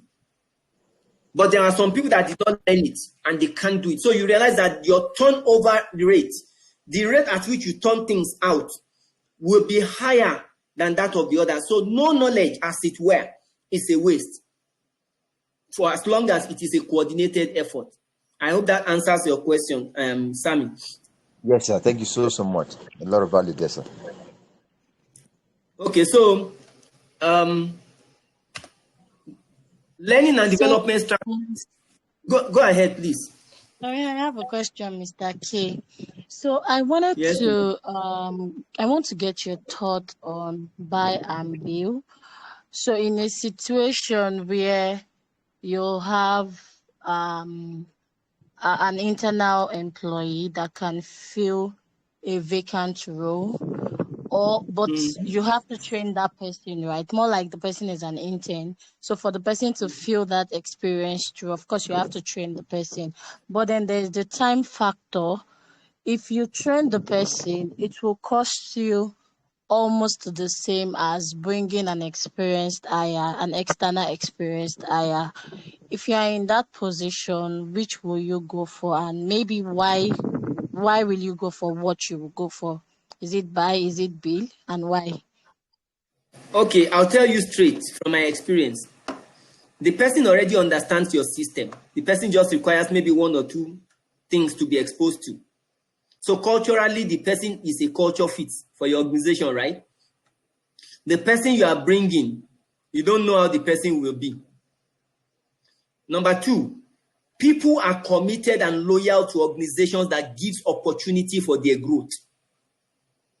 Now, if what it will cost me to train that person to attain that level of competency is about the same amount it will cost me to bring someone from outside, if you ask me, I'll go for the person inside. Because there are certain So it's like it's a situation where I'm in right now. I want to go for somebody inside. However, there is the part of me, because I'm very close to a lot of employees and I'm already hearing things like, and they know that I'm going to go for so person, because we always like to train, like build up the intern into the role. Do I need to be bothered about that? How do I address that concern of the employees? Because if I tell them this that you are telling me, they will still see it as I'm just trying to side with the management, cutting let me costs tell and you all the of that.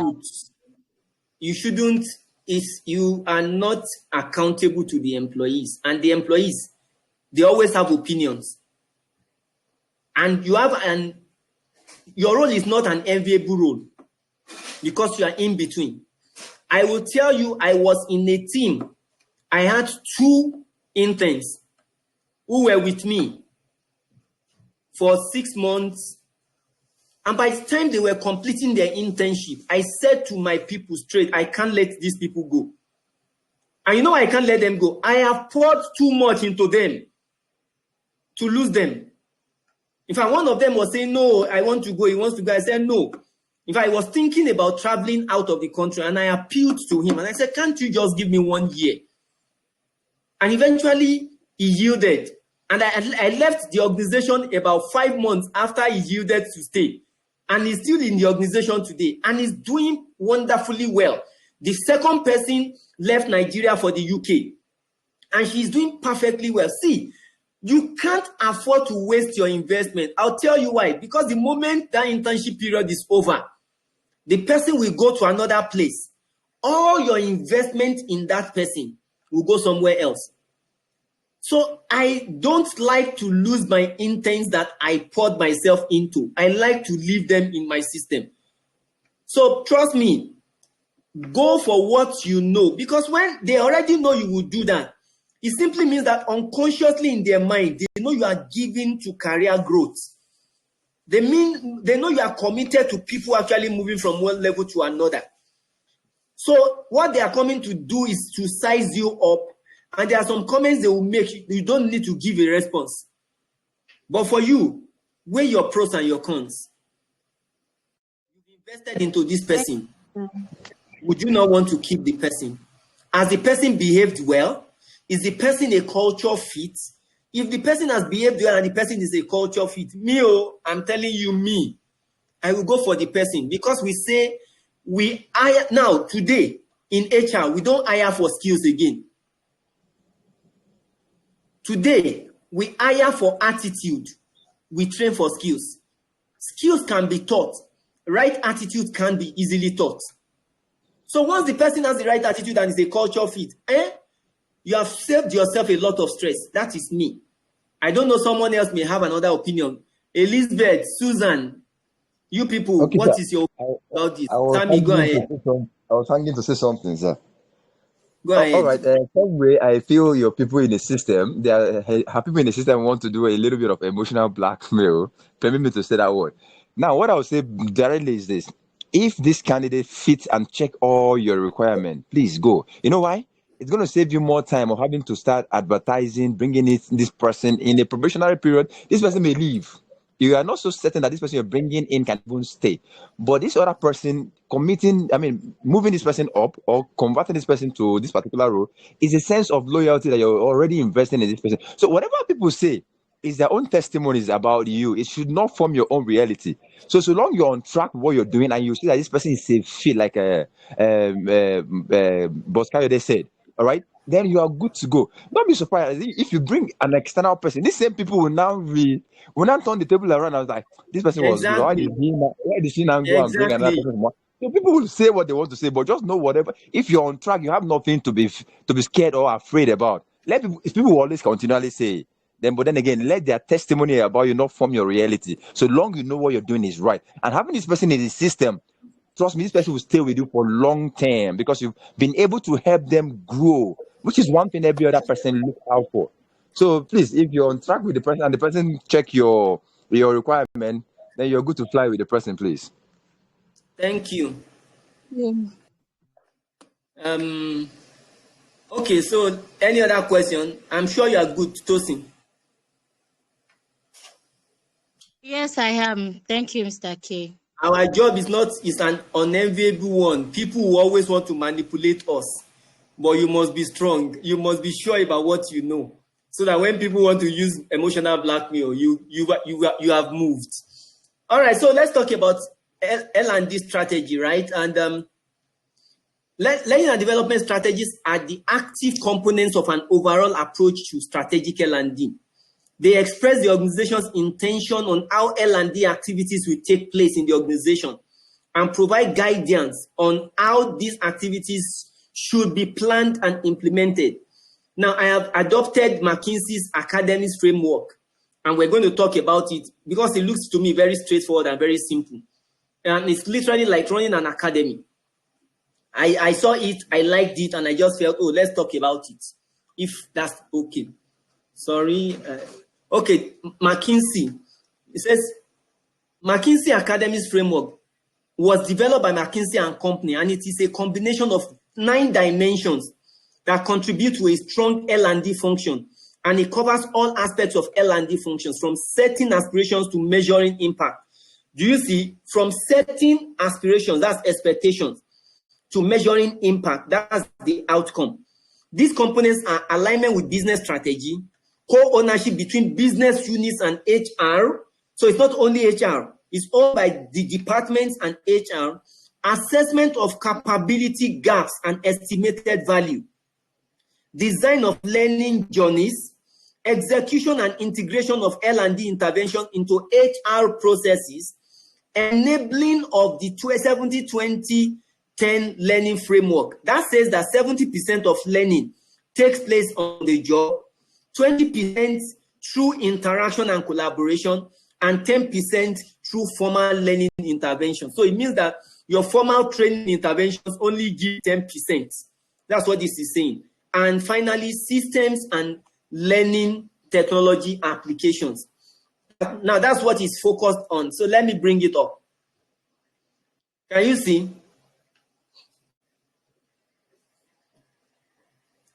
Can you all still see? Hello? We can. All right. Okay, I want to be sure that I'm not on my own. So you see here, it says business units and HR. Okay, we start from here, from where you see this battery sign. It says align with business strategy. Your L&D, your strategic L&D, the plan, the strategy must align with your business. We've been talking about that since morning, right? If it doesn't align, it's a waste of money, it's a waste of effort. So from alignment with your business strategy, business units and HR co-own the academy. So have in your head, have a picture of a training academy and see it as it's a training academy that is owned by 2 stakeholders. One stakeholder is HR, and the second stakeholder are the departments that are called business units. So it must be co-owned. Then secondly, assess the capability gaps and estimate the value. What are the existing gaps you have identified? What values will those gaps, when filled, bring to the organization? Then design learning journeys. Designing learning journeys says that it's a learning process, right? I think there's a few slides on learning process after this. Design what the process will look like. Execute and scale effectively. In the execution of your learning process, if there's need to modify something along the line, modify. That's what it means for it to be scalable. You can modify it to accommodate the things you are seeing. From there, after you have executed, the next thing is measure impact on the business. And the way to measure the impact of that training, of that learning intervention on the business, is to see the employee's contribution to the performance of the business units as a result of the learning intervention that was developed for the employee. Then, after you have measured the impact, institutionalize and integrate. Make it an established practice. Let it become the norm in the organization. Then, it says, enable the 70-20 principle. What is the 70-20 principle? Can you still remember it? Can anybody still remember the 70-20 principle? 70 on the job training, 20. I know 10 is classroom, 70 on 20 is on collaboration. Yeah, 20 is on collaboration. So it means that social learning only gives you 20%. But hands-on gives you the largest. That's why I have said this in a couple of places I had worked, and I said it to some of my colleagues. External trainings don't really help to bridge gaps in our organizations most times. Few of them do, because the person that is coming to train you on how to give injection as a nurse does not even understand your standard operating procedure on how to give injection. But the nurse manager, the nurse supervisor in charge of that process can literally convert the SOP to a training, and it becomes very valid. Except a few things like internal audit, even internal audit processes, internal control processes. The practices vary from place to place. Your internal audit charter in company A may not be exactly the same internal audit charter in company B. So somehow, hands-on gives you the highest value. And it's something that we all need to pay attention to. So the L&D process, the learning and development process, is an extensive process designed to help employees increase their value and keep them highly engaged and productive. The simplest process is a 4-stage process. Number 1, you determine the training need.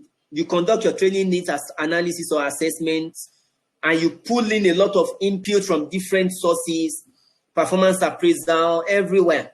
Then the second thing is you plan the learning and development process. The third one is you implement the L&D plan.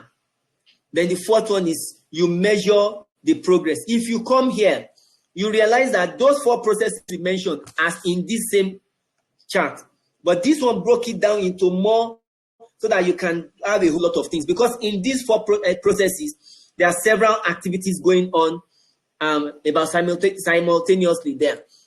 Then this is in the book. The first thing here, I said it's a 4th stage. So you see, this is from the book now. It says identify learning needs. That's where you need to define, you need to determine the needs. And you need to be very clear about the needs. Don't be in a haste to come up with a training plan. No. The first thing to do is to identify the unique needs. The fact that, see, I worked in places that the fact that a manager says my people need this training does not mean the training is needed. Because I'll sit down with the managers and we begin to engage to say, justify the need for this training. What role does this training play in the performance of this person's job? And initially it will be tension, it will be tensed. How can you say and say, look, you want them to be trained, but it's the budget, the training budget is on me. So I need to be able to justify every training expenditure. And it got to a point we will need to talk before they even say this is it. And before you know it, it became interesting. So you identify the learning needs, you plan the training programs. Now, don't forget that beyond every training program, you see, a learning program is beyond the training. I guess you know. The training is the entry point into the learning process. The learning process takes the knowledge and begins to activate it into practical dimensions. So we need to know that. So you plan the training program. Under the training program, you focus on the techniques to be used.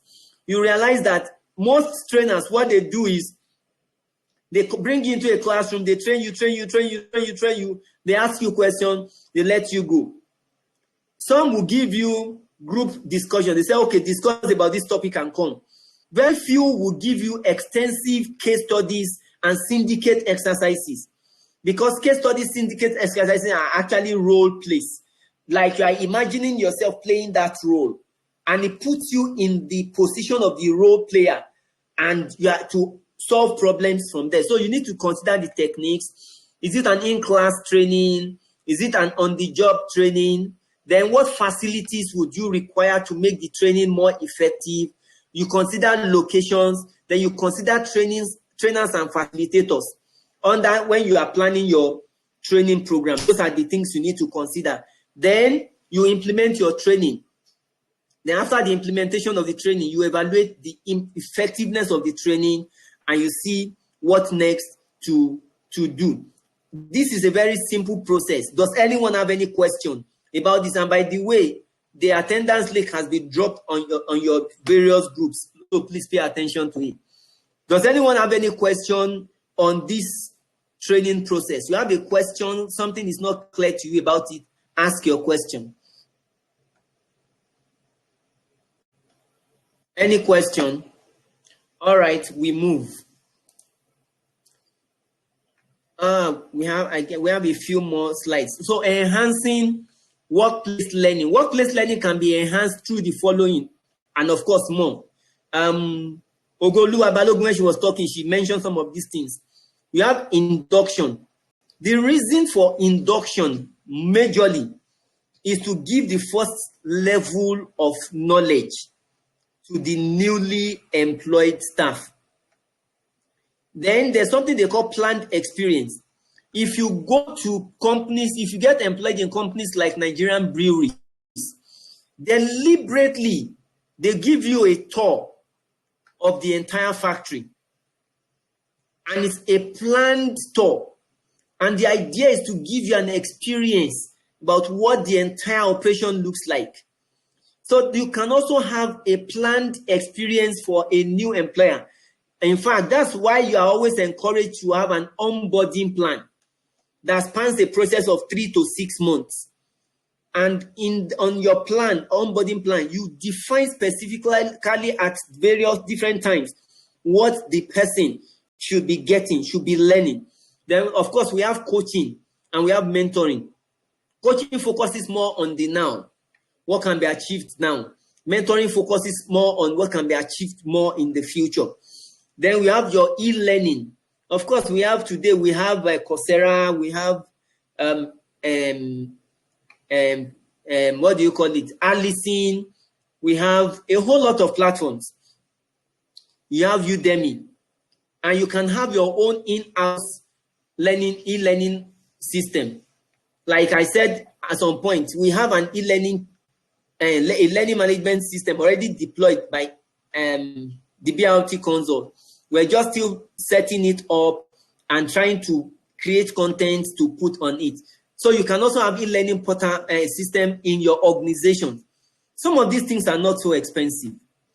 And I always advise that if you can buy one, deploy it, but the major thing you begin to think about is how to generate content. And once the content is generated today, you don't need to generate it again. 1,000 people will be able to still have access to the same content. Then your performance and development management are also another method you can enhance learning, workplace learning. Then personal development training. These are some of the ways you can enhance workplace learning. Then there's, okay, this one still speaks to what we're looking at, systematic training model, how to design one, planning and delivering learning events. You want to plan a learning event. Number one is you have the analysis phase. In the analysis phase, the learning goals and objectives are established and the learning environment and learners' existing knowledge and skills are identified. Don't forget process that says 4. This is actually taking it further. Now you want to implement deliver a training program. Design phase. The design phase deals with subject matter analysis, the program outline, and the use of learning aids and assessment instruments. This, you begin to identify the tools you will require, both in human and material. What are the tools you will require for the success of your training event? For some of you, you remember that when you register, you received an email.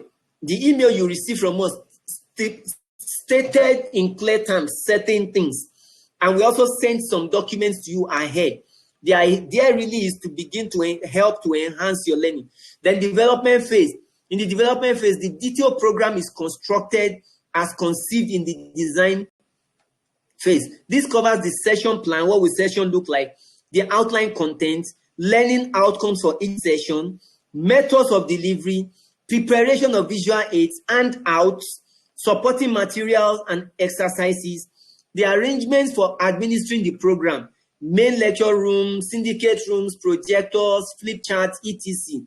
And the final printed version of the program for distribution to nominating managers and later to delegates. This will set out the objectives and benefits of the program and how this will be achieved. The cost of the program will be calculated to ensure that they are within budget. At this point, you know everything you are going to spend money on, including food. So you are able to come up with a budget that is realistic. Then implementation stages, the program is implemented as planned. Then evaluation phases. Each session is evaluated and the impact of the program on performance is measured and the degree to which it met expectations. That's why you have pre and you have post. Every week, after the class, your attendance sheet, you do an assessment. It gives us an insight into what we have done right and what we have not done right, what we do well and where we are lagging behind, and we are able to make adjustments subsequently. What are the learning and development challenges you have experienced? Before I say anything, let me hear from you, from your experience. What are the challenges you have had in your L&D journey? Oluwatosin, let me start with you. For me, I feel like getting approval for budget is like, should I say budget or I should say buy-in? In terms of money now, the buying of the management, like for my own co-founders, yes, he comes and say learning and development, Tosin, learning. And then when you come up with this budget, you just see him go down the drain, like he's no longer saying anything. And then after like a month again, he comes out and talk again. And I'm like, guy, do you know you're stressing me inside my head though? I'm like, I've given you budget, you go down, you're not saying anything, and then you're coming. So I realized that you want us to implement learning and development, but you don't want to have a budget for it. So I there's no tend to now, commitment yes, there's no there's no commitment. So I tend to commitment like now, we said earlier. yes. So I tend to now go for the free one, try to just do some free mentorship, free things basically. So just the buying, the commitment of the management is my All biggest. right, so you raised two things: management buy-in and budget constraints. All right, Sammy. Boss, I'm here, sir. Constraints.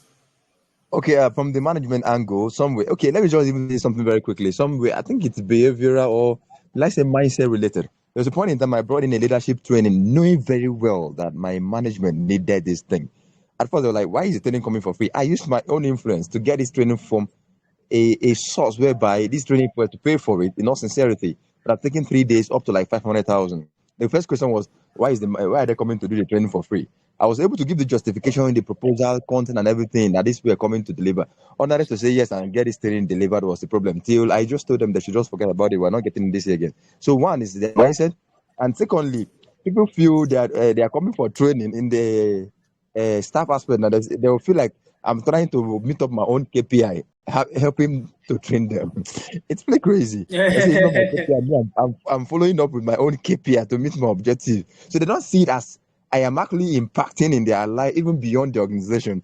They see it as maybe me trying to give meet my KPI. And the point I give query for all these things and have them with maybe a little bit of sanction. They all feel like I'm weak here, but then it's just there. It's just there. But there's a lot I'm really trying to change the narrative. I'm trying to change in the organization basically. But then again, we're moving. Thank you.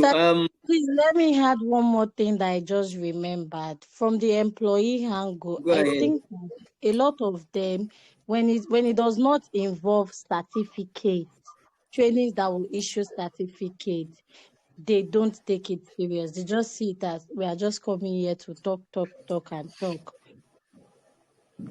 All right, I'll tell you how to do that later. Kayode said, mine is the attitude of staff, not submitting reports. What they learned. That certificate is very correct. Some people just come sign attendance and run away, and later be asking, "Where's my certificate?" I think you are not serious. Thank you. Kayode said, mine is the attitude of staff, not submitting reports of what they learned. Who is talking? Damilola. Okay. Yes, speaking about the certificate part, I remember this organization I worked for in the past.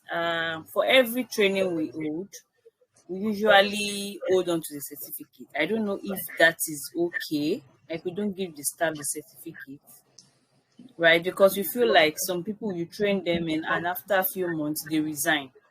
So the resignation is to the company is more like a loss. So the certificate that we have issued or the training that we allowed them go for, we feel is to improve the organization. And in the next 3, 4 months or 6 months, they resign.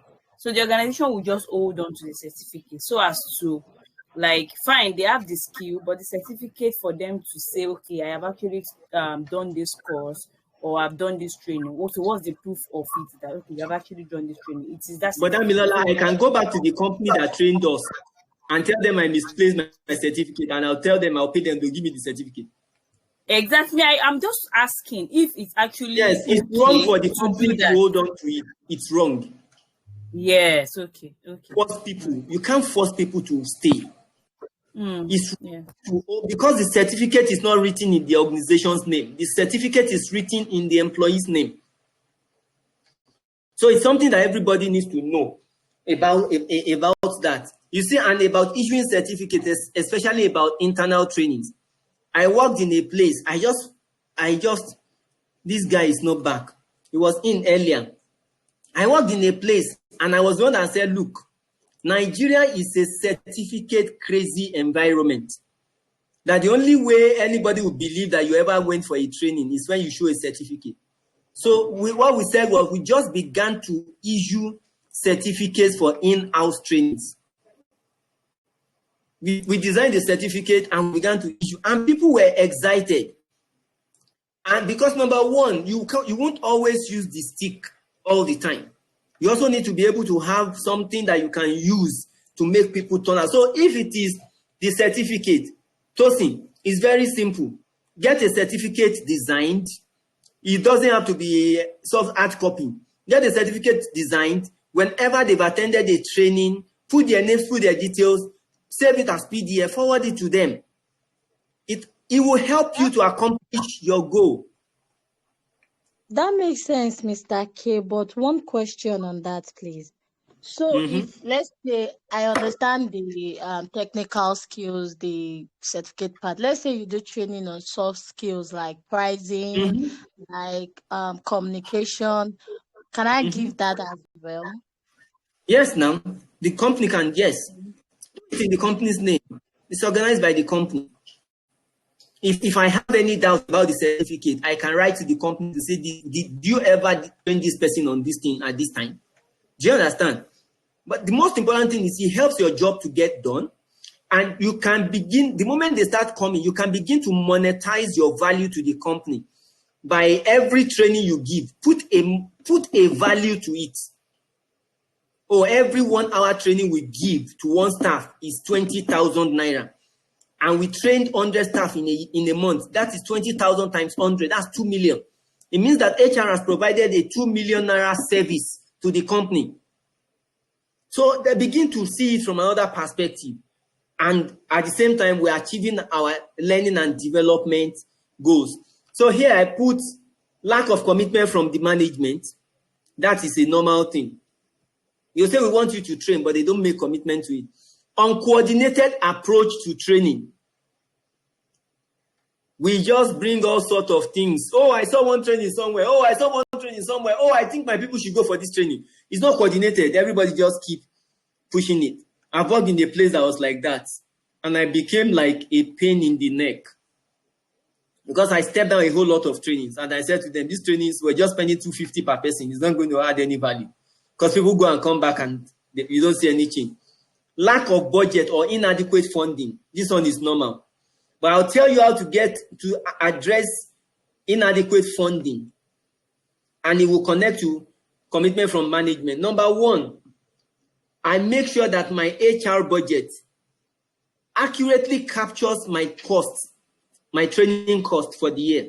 And what do? I just do my training cost per employee for a year. I just do a percentage. I could just put 20% of the person's annual gross. It doesn't mean I will finish spending that money. So at the budget defense, we talk about it. And after several arguments, if we agree to 15%, we put it as 15%, and it's captured and it is approved. So the next thing now is, you have approved 250 million naira for training for this year. But I guarantee you we won't spend 200 million. Because most of our training will be in-house. But on those occasions when we need to spend money on some specialized trainings outside, I have a budget for it. Can I draw down from my budget?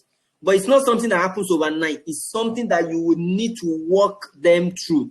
Management never gets tired of wanting to turn their back. When they start before the staff, they say, oh, we want to be trained. When they turn their back, they say, we can't afford it to. We know all those things. But beyond approving a budget, you also need to let them know that you see 70% of this cost, the value will be provided in-house. And once you say that, they say, oh, okay, so we're not spending 250 million. It's just a fraction of it. Then it becomes something that they begin to like, okay. Gradually, this year, the first year they may release 5 million to you after a lot of struggle. Don't worry, keep at it. The following year, they increase it a bit to 6.5. Don't worry. All what happens is the moment they make that commitment, the commitment continues to grow because they can see value. Then another problem is carefree attitude on the part of the employees. They feel they are doing you a favor. I guess one or two people have said it here today. They feel, oh, you are sending me on training so that you can score PI and all that. Then we have technological constraints. There are times that there are some trainings that are technologically driven, but we do not have the capacity. For example, if you have an intranet designed for your company, deploying training solutions becomes the easiest thing for you. Because for every intranet, you can build a mobile app for it. And with the mobile app, everybody is set up on that, whatever, wherever you are, you can see it and still connect. Then wrong training or trainings not fit for purpose. I have seen people sent for training and they are just like, are you kidding me? I facilitated a training in July here in Abuja. And people from one of these government agencies, they pay as if you work in oil company. Their junior staff and middle level staff were sent for a training on knowledge management. And they won. I wasn't the one that took the first session, or they won. So a lady that took the first session. And all these people that came for the training, they were about 70% ladies. They were not just paying attention, and they were just like sizing everybody up that what have these ones got to say. And this is one of those trainings that the management just forces us to go for that has no value, So after the first session, I was supposed to take the second session. And the chief operations officer of the company that was organizing the just came to me where I was sick and said, Mr. K, we need help. And I was like, why? She said, these people are not connecting. And this training is just a test run for them to be able to get bigger trainings. So I stood up and I went to take my second session. When I started, they literally were looking at me that you, this small boy, because the person that took the first session was a bit bigger than me. And by the time we got talking, they were like the way they were. We just kept it. Who is that? Okay, so it got to a point. We got talking and I was like, this thing happened about my 15th year of professional experience. You see, the ringleader that was creating chaos in the class, when she heard within my first 15 years of professional practice, she looked up and she said, excuse me, what did you just say? I said, yes, within the first 15 years of my professional service. She was like, what does that mean? I said, I've worked for over 19 years. And instantly, all our ego, everything just dropped. And they realized that it is not a textbook information we're giving them. That it's one thing we have done. And by the time we ended day one, we gave them case studies. By the time day one ended, you needed to see testimonial. It was a 2-day training. But after day one, it was already a different thing. What happened? They've been sent on trainings that had not delivered any value to them. So they thought these ones are another set of people like those ones. So they were not receptive in any way. And normally when you are training people who are not receptive, you know, it gets to a level, you, the trainer, gets discouraged. But we kept at it. And by the second day, they brought out their phones. They were doing video testimonials by themselves and saying wonderful things about the training. and they went to go and tell their management about the training. And so because of that, they were able to retain that company. The reason is simple. They felt the training was not going to be fit for purpose like other ones have always done. So that brings about negative approach, negative response from staff. Then effective measurement of training outcomes. Most times, how do we measure the training outcomes? So those are some of the challenges we have. And that's why in some cases, management is not motivated to want to spend more, because they say the ones we have done, we can't even see the impact. And that's where the burden comes for us to be able to justify the value of every training, every learning and development interventions we come up with. And at this point, I say questions, questions, questions. Over to you. That's the last slide. The question. All right, go ahead. The first question, I didn't get the amount of hours for the year for training. I didn't get that. I think my network was bad. Then secondly, concerning the training that someone was talking about, certificate, that when people get certified, they will leave. I had a question related to that, which is about after people being trained, whether in-house or sending them outside with millions or thousands of nairas, they end up resigning maybe after a few months. So how can that be resolved? But I don't know if I'm right with this resolution, that maybe there should be a clause in the offer letter to like retain people like after the training. I don't go there. I don't go there. No, I'm just asking, sir. No, I'm saying don't go there, because that was the order. That was the old order. In the civil service, there's something they call bond. Some companies still do bond. Sir. If we train you, you can't leave for a period of time. But the question I have for you is, because when you talk about this stuff, is it right? That's where my question is going. Yes. That is it right to do that? That's where my question is going. So sorry, sir. The third one, when we were talking about learning organization and organization learning, so something just came to my mind that there are basically like maybe two types of organizations that train their staff. Number one, they train them on the job, like from entry to exit. They are on the job. They are training. Like after social level, they are moving to another. There are a lot of challenges and development. For example, I came across an organization that their HR department, there's someone that is their head. Definitely their head of department, but they rotate it every year. Yes, they rotate every year. Like if you go and meet them this year, it's a different person, but still in that team. I don't know if you get my point. So they tend to change talent. They call them talent something. I've forgotten now. They tend to change the head of their department every year, so that they keep rotating it around. So maybe I think there's a level to rotating it. Like maybe they have like 10 people on the same level. They rotate it around the year, every year. There's just not one person that is there over the years. So like I was saying, that they train them on the job. They are getting quality training. Then the second one, they don't do that, but they send them on trainings outside, within the country and outside the country. So why I'm asking that question, can it be related to this learning organization and organization learning respectively? I don't know if you get my question, sir. I do. Okay. I'll start from the third one, right? The company, now, what the company is doing is, you see those change of titles, they are just for administrative purposes. And the company is building succession, right? Is building people's capacity to handle administrative roles. Exactly. In that thing, why somebody is seen as the head of department or HR managers, there will be someone who is the most senior in that team. And everybody will still revert to at some point.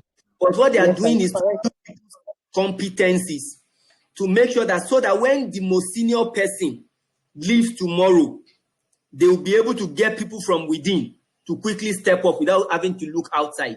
And I like to run, I believe in such a model as well. But it has to be clearly communicated so that the most senior person does not feel you want to get rid of me. That's where the problem is. That's number one. Number two, about training people and leaving. See, let's not go too far. We are all employees as well. we're all employees as well.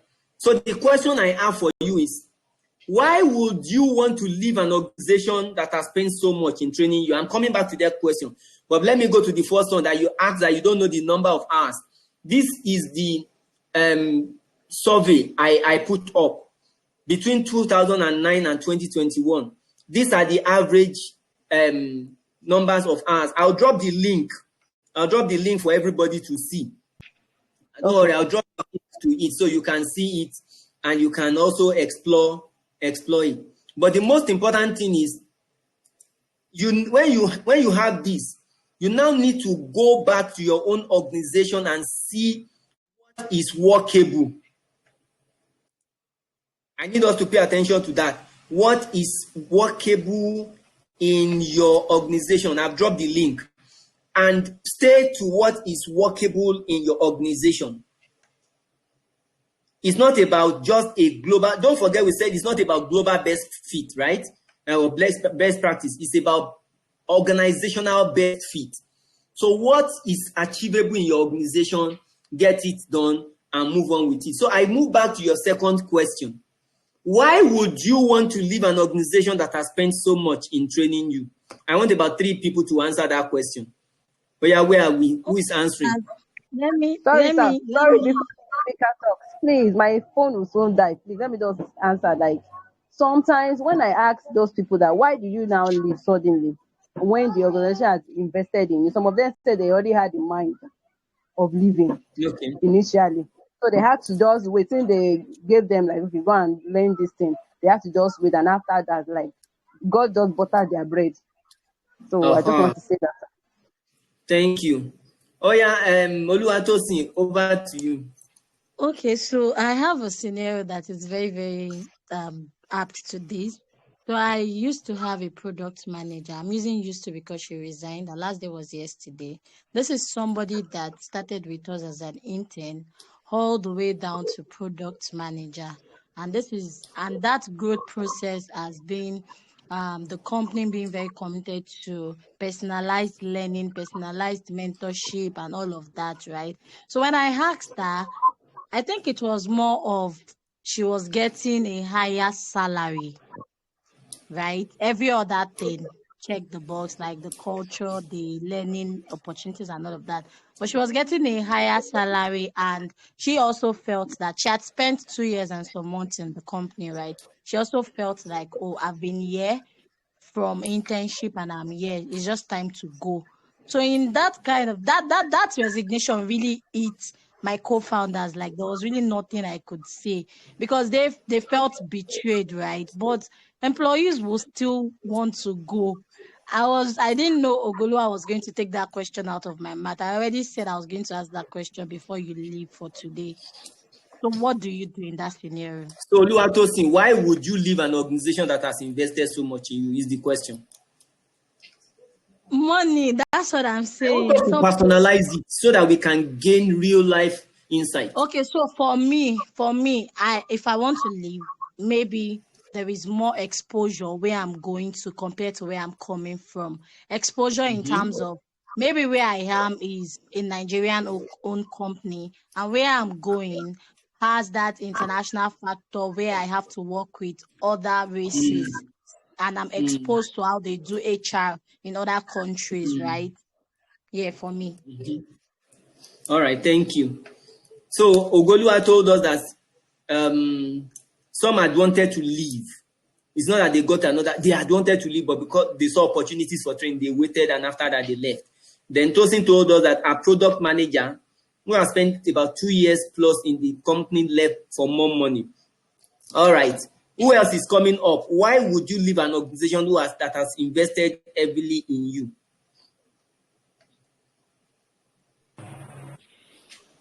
Good afternoon, sir. Good afternoon, everyone. Okay, please, wait. Let Immaculata talk. I have not heard Immaculata's voice, so please, let's hear her voice. Okay. Why one would leave, like you pointed out before, that everyone is selfish. You look out for your interest first before any other thing.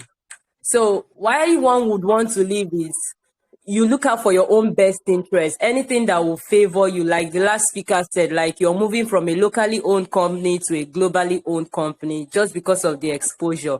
Yes, you feel you need that exposure. You do not think of the company at this point.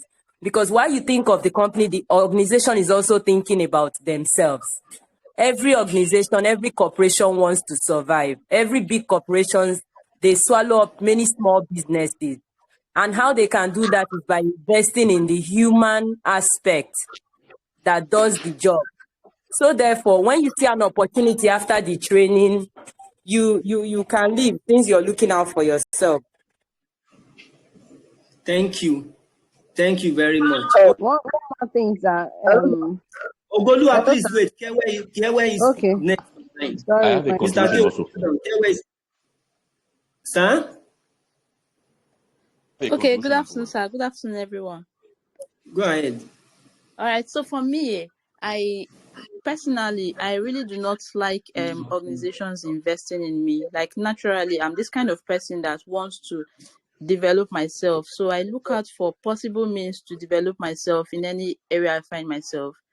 Okay, there's this natural thing that most organizations, when they invest in you, they would want to use you and suck you dry. They would not even expect like they will not think like, okay, they've invested in this person, and to an extent, this person has added value to us. Let's even raise the person's pay to a certain amount or something. But no, they would want to just use you until it is time for you to want to leave. That's when they will want to look back and like, okay, no, why are you leaving or something? Let's add up something to your salary. They expect that for them to have invested in you, they expect that you should be loyal to them for the rest of your life. It doesn't really work that way. For me, that's my own opinion, though. All right, thank you. Mr. Kayode, please wait. Mr. Emmanuel Togbe, please go ahead, sir. All right. Thank you, sir. Let me talk to the...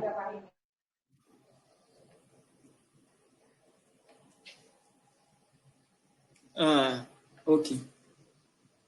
Hello, sir. Can you still hear us? Network. Last caller. Let me respond to the last caller contribution quickly. You see, you said you don't even like organization. You may not. I hope I'm being heard. Go ahead, sir.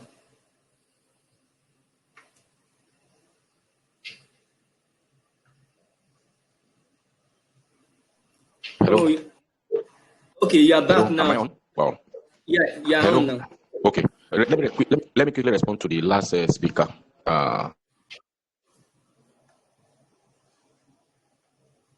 Whoa, network.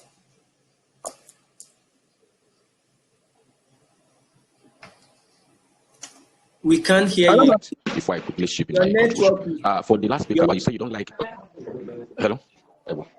Yes, sir. Okay, you are back now, sir.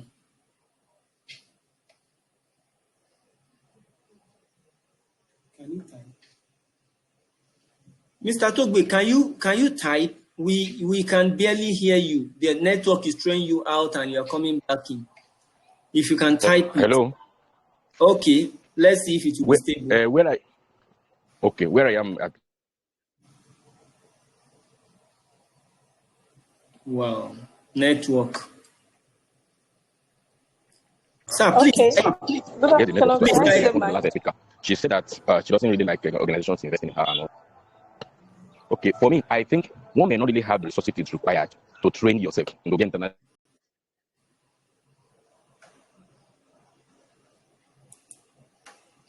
Wow, he's saying something that is very, very interesting and valid, but the network is being thrown out. Mr. Kayode, it's your turn. And the like. Hence, okay, and as much as you are employed somewhere today. Wow. Oh God. Hello. Go ahead, sir. Mr. Kayode, hold on. It's out again. Kai. Okay. Mr. Kayode, go ahead. So for me, I started my career where I'm mentally prepared now, and I want to leave. Now, I want to leave not just for the pay, but just like my friends here, Joseph said, exposure. I want to be where What to do this time? That's but you don't have that that system that is dynamic. Our system is more of a system bank than the average one bank that you have outside. So I even as I was like that's where I moved from forest to reach out. I want to be. And if I want to be, you for the pay. Yes, the pay is more, but I want to live to a place that I can actually learn later where I can practice what I've learned practically and now know what I now know theoretically, I can practice it practically. Either as an end or as an officer. What I just said. So that is now, even though I am invested upon 100%, and now to what I said it. I invest in myself, but if another can see invest in you, I was like, you have the more invested. So I when I'm the person I'm I I look at myself a lot. But when the person was let's see the I bed. But then you leave that what I'm telling to see. No matter what I want to say, I will leave what so All that's right. my point. Thank you. Thank you very much. Vera, over to you. Okay, thank you very much, and thank you for the lecture. So, me, in addition to what they have said, those are my conditions to then plus this one. If the conditions are no longer conducive for me, then I'll leave. Besides wanting to also advance my career and all those stuff in a more challenging environment. So if the contents and conditions are no longer, every day they come out with this, that, and all those stuff. So I will also leave. Thank you. All right, thank you. Okay, let me say this. Ogoluwa, are you saying something? Yes, sir, please. My phone battery is almost dead. So I just wanted to say that concerning people leaving, I had a colleague that resigned last month, and she's already an acting general manager. So she told the company that she's looking for greater challenges and more stuff like that. But when I spoke to her, I know you now, talk to me, what's going on? Then she opened up to me that she's been here for 8 years, that no promotion. Like she knows that after this level that she is in, she can't get any other promotion. Then secondly, the way they were relating to her, the management the stuff was getting toxic, that she felt she can't deal with all the issues again. So some people had genuine reasons for leaving, while some people just not even feel like they're blending in the organization again. I understand you. But let me come out straight and I'll tell you straight. There is no reason that an employee gives for living that is not genuine. Because it's all about his life. Your career is your life. Your job takes the most productive part of your life. And by the time you stop working, you can literally not do anything again. So please, like I said earlier, be selfish about your life. But be deliberately selfish. Now, people live for more money. It's a normal thing. If you go and check my career path, apart from areas of private practice, I have never worked for more than 4 years, 3 months with an organization. And that one was a civil service. In fact, the last 2 places I worked, I did 6 months each before I left them. And it's got nothing to do with them. It's got all to do with me, because my life is more important to me than the job. And for the person, for Kayode that says she doesn't believe organizations should train her because they want to suck her dry, babe, please let them train you. Whether they train you or they don't train you, they will suck you dry. The reason you are employed is for the organization to suck you dry in the first place. You have the idea, you have the experience, you have the skill. We brought you in and we want to use you. And the truth is, you can never be sucked dry. The more the pressure on you, the better you become. The first 2 certifications I ever got were paid for by a former employer. I made it a demand that every member of my team must be sponsored by the company for international certification. We were 6 in my team, and the 6 of us, every one of them got it. In fact, I got the first one before they all joined me. When they all joined me, they all got the HRCI certification paid for by the company. My HRCI certification was paid for by the company.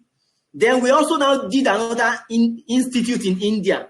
We all took 2 certification courses with that institute in India, and the company still paid for it. And when I was going to leave, nobody put a gun to my head. And we still have a good rapport today. I still support them. Or I still tell the MD organ, this thing is wrong. This is what you should do now.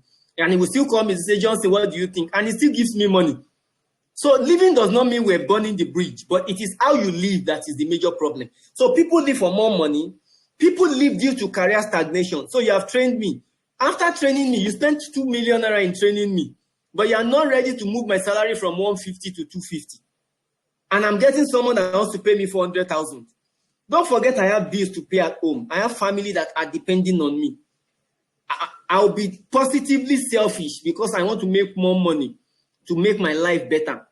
Like someone else said it, if I have paid so much to train you, I should also be willing to give you a bit more when you come back. There was a time I worked in an hospital where we trained someone, a doctor, to go for a 1-year program at UniBen for a diplomate in anesthesia. And they were scarce. They are not much. And this person was on 200,000 naira salary before he went. By the time the person come, and the person began to put fire under everybody's bum, the clinical people, they came to me and they say, Johnson, HR, what can we do? We sat down and we upped his salary to 350. Despite the fact that it was the hospital that sponsored him for the training. But guess what? Even after offering him 350, he didn't stay 3 months. He still left. But the truth is, people are like that. That's why organizations also need to be responsive. Organizations need to be agile. Don't be rigid. When people see that you have their best interests, there are companies that people are not well paid, but they stay longer. And there are companies where people are well paid. See, the places I have stayed the shortest were the places I got the best pay of my life. And those are the places I stayed the shortest. I spent 4 years in civil service. I did not earn 100,000 naira. And I entered the civil service after 9 years of experience. So you would have imagined that it's supposed to be different, but no. There are various factors that contribute to people waiting. So please, when you want to train people, remove the notion that after training them, they must stay for a long time. Please remove it. Because you are one of such people. You are one of such. So when we say the staff, you are a staff. All of us beg to apply, regardless of what your job title is. And the way they can let anybody go is the same way they can let you go tomorrow when they are done with you. But the most important thing for us here is identify these gaps, send people on training to bridge the gaps. Immediately they come back, put people on them. Let people begin to understudy them and make sure it's a deliberate thing. That way, even when they go, someone else is there who has sucked a bit of what they have learned and they can move on. But you can't stop people. The workplace is toxic. You have sent me on the training and back. It has given me a hedge. It has added more value to me. I won't continue to stay in a toxic environment. I will move.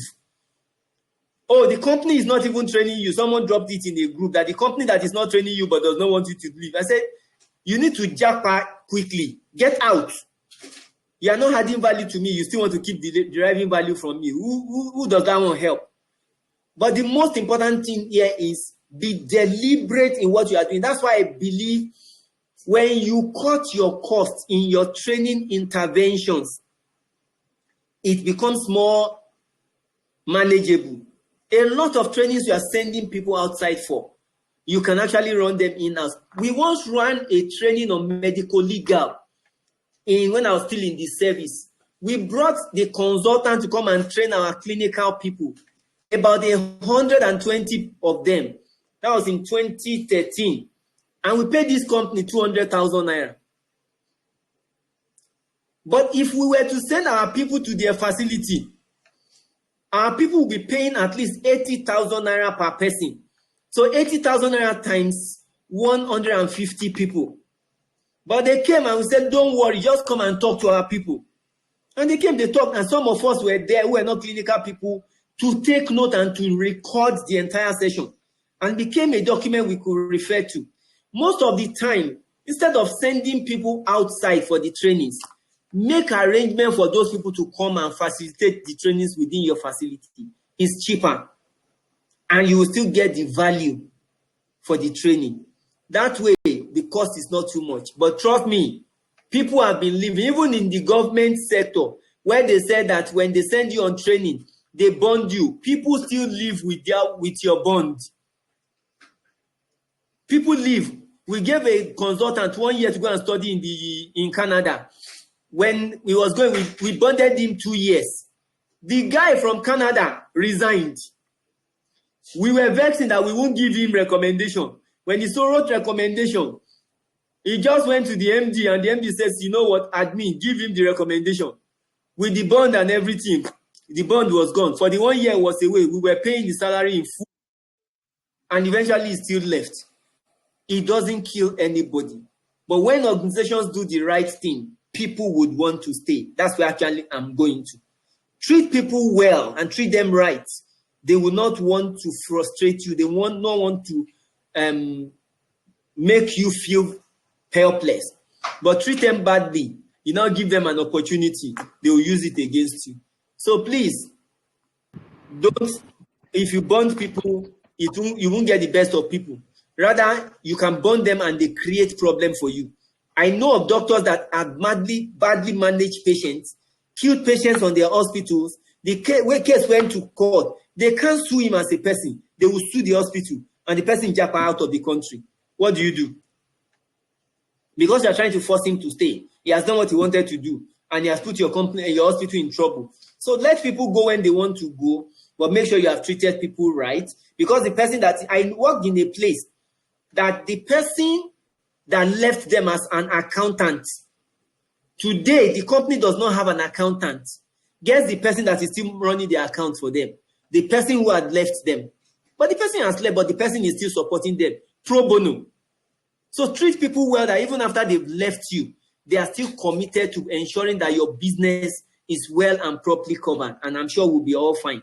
Thank you very much for this session. I have a question before we go.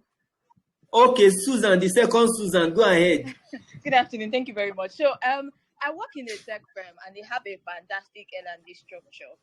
But sometimes when we want to make business with the OEMs, you need a particular number of certificates from the engineers. So the way I rationale this is it's 70% benefits to the company and 30% for the engineers, because the more certificates they have, the more business abilities they have. Sure.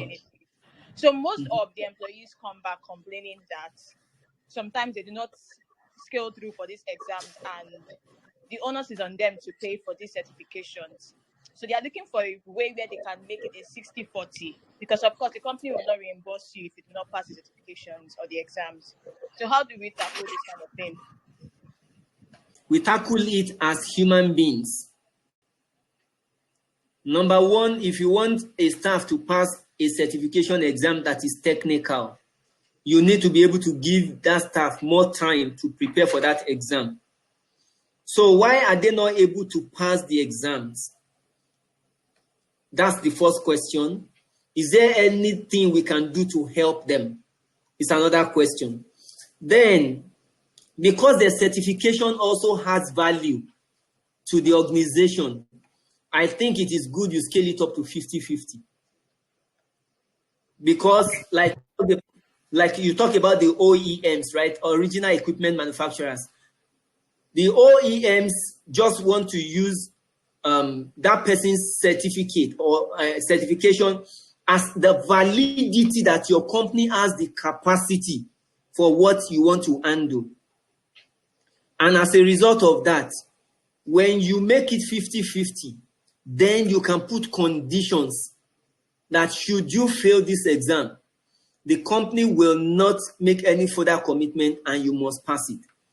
But I think because the certification adds value to the company's bottom line, I think you can up it a bit. It's a recommendation. And such people don't always leave you anyhow.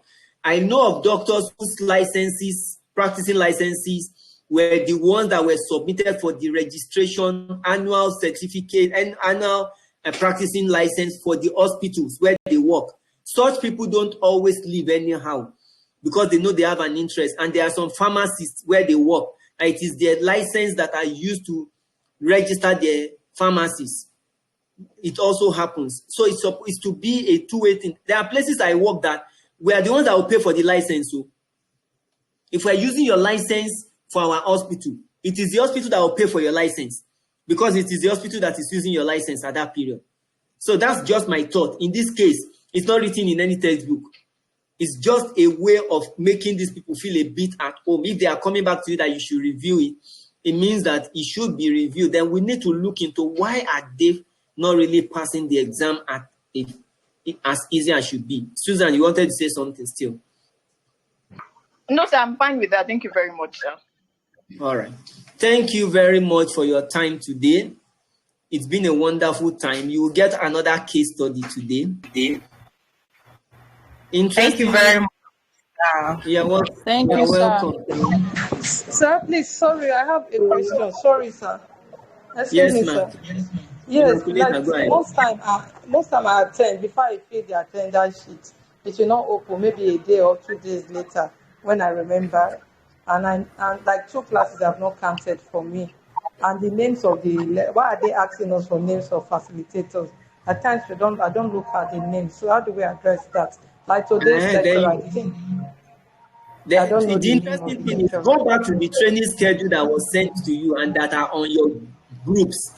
The topic for the day and the name of the lecturer will be there. Okay, like today's lecturer. Okay. Like today now, my name is Kayode Johnson. If you go back to that document, you will see strategic L&D and facilitator Kayode Johnson. It's in that. We send all these documents to your mail. So you have these documents. I don't used to get it. Like the module is the chapter. Like today is week 8. Is it that the module is the week we are talking about? Or no, today is week 8. The chapter is not chapter 8. If you check the training schedule, the chapter we're talking about is indicated on the training chapter and the pages where they fall. Everything is there.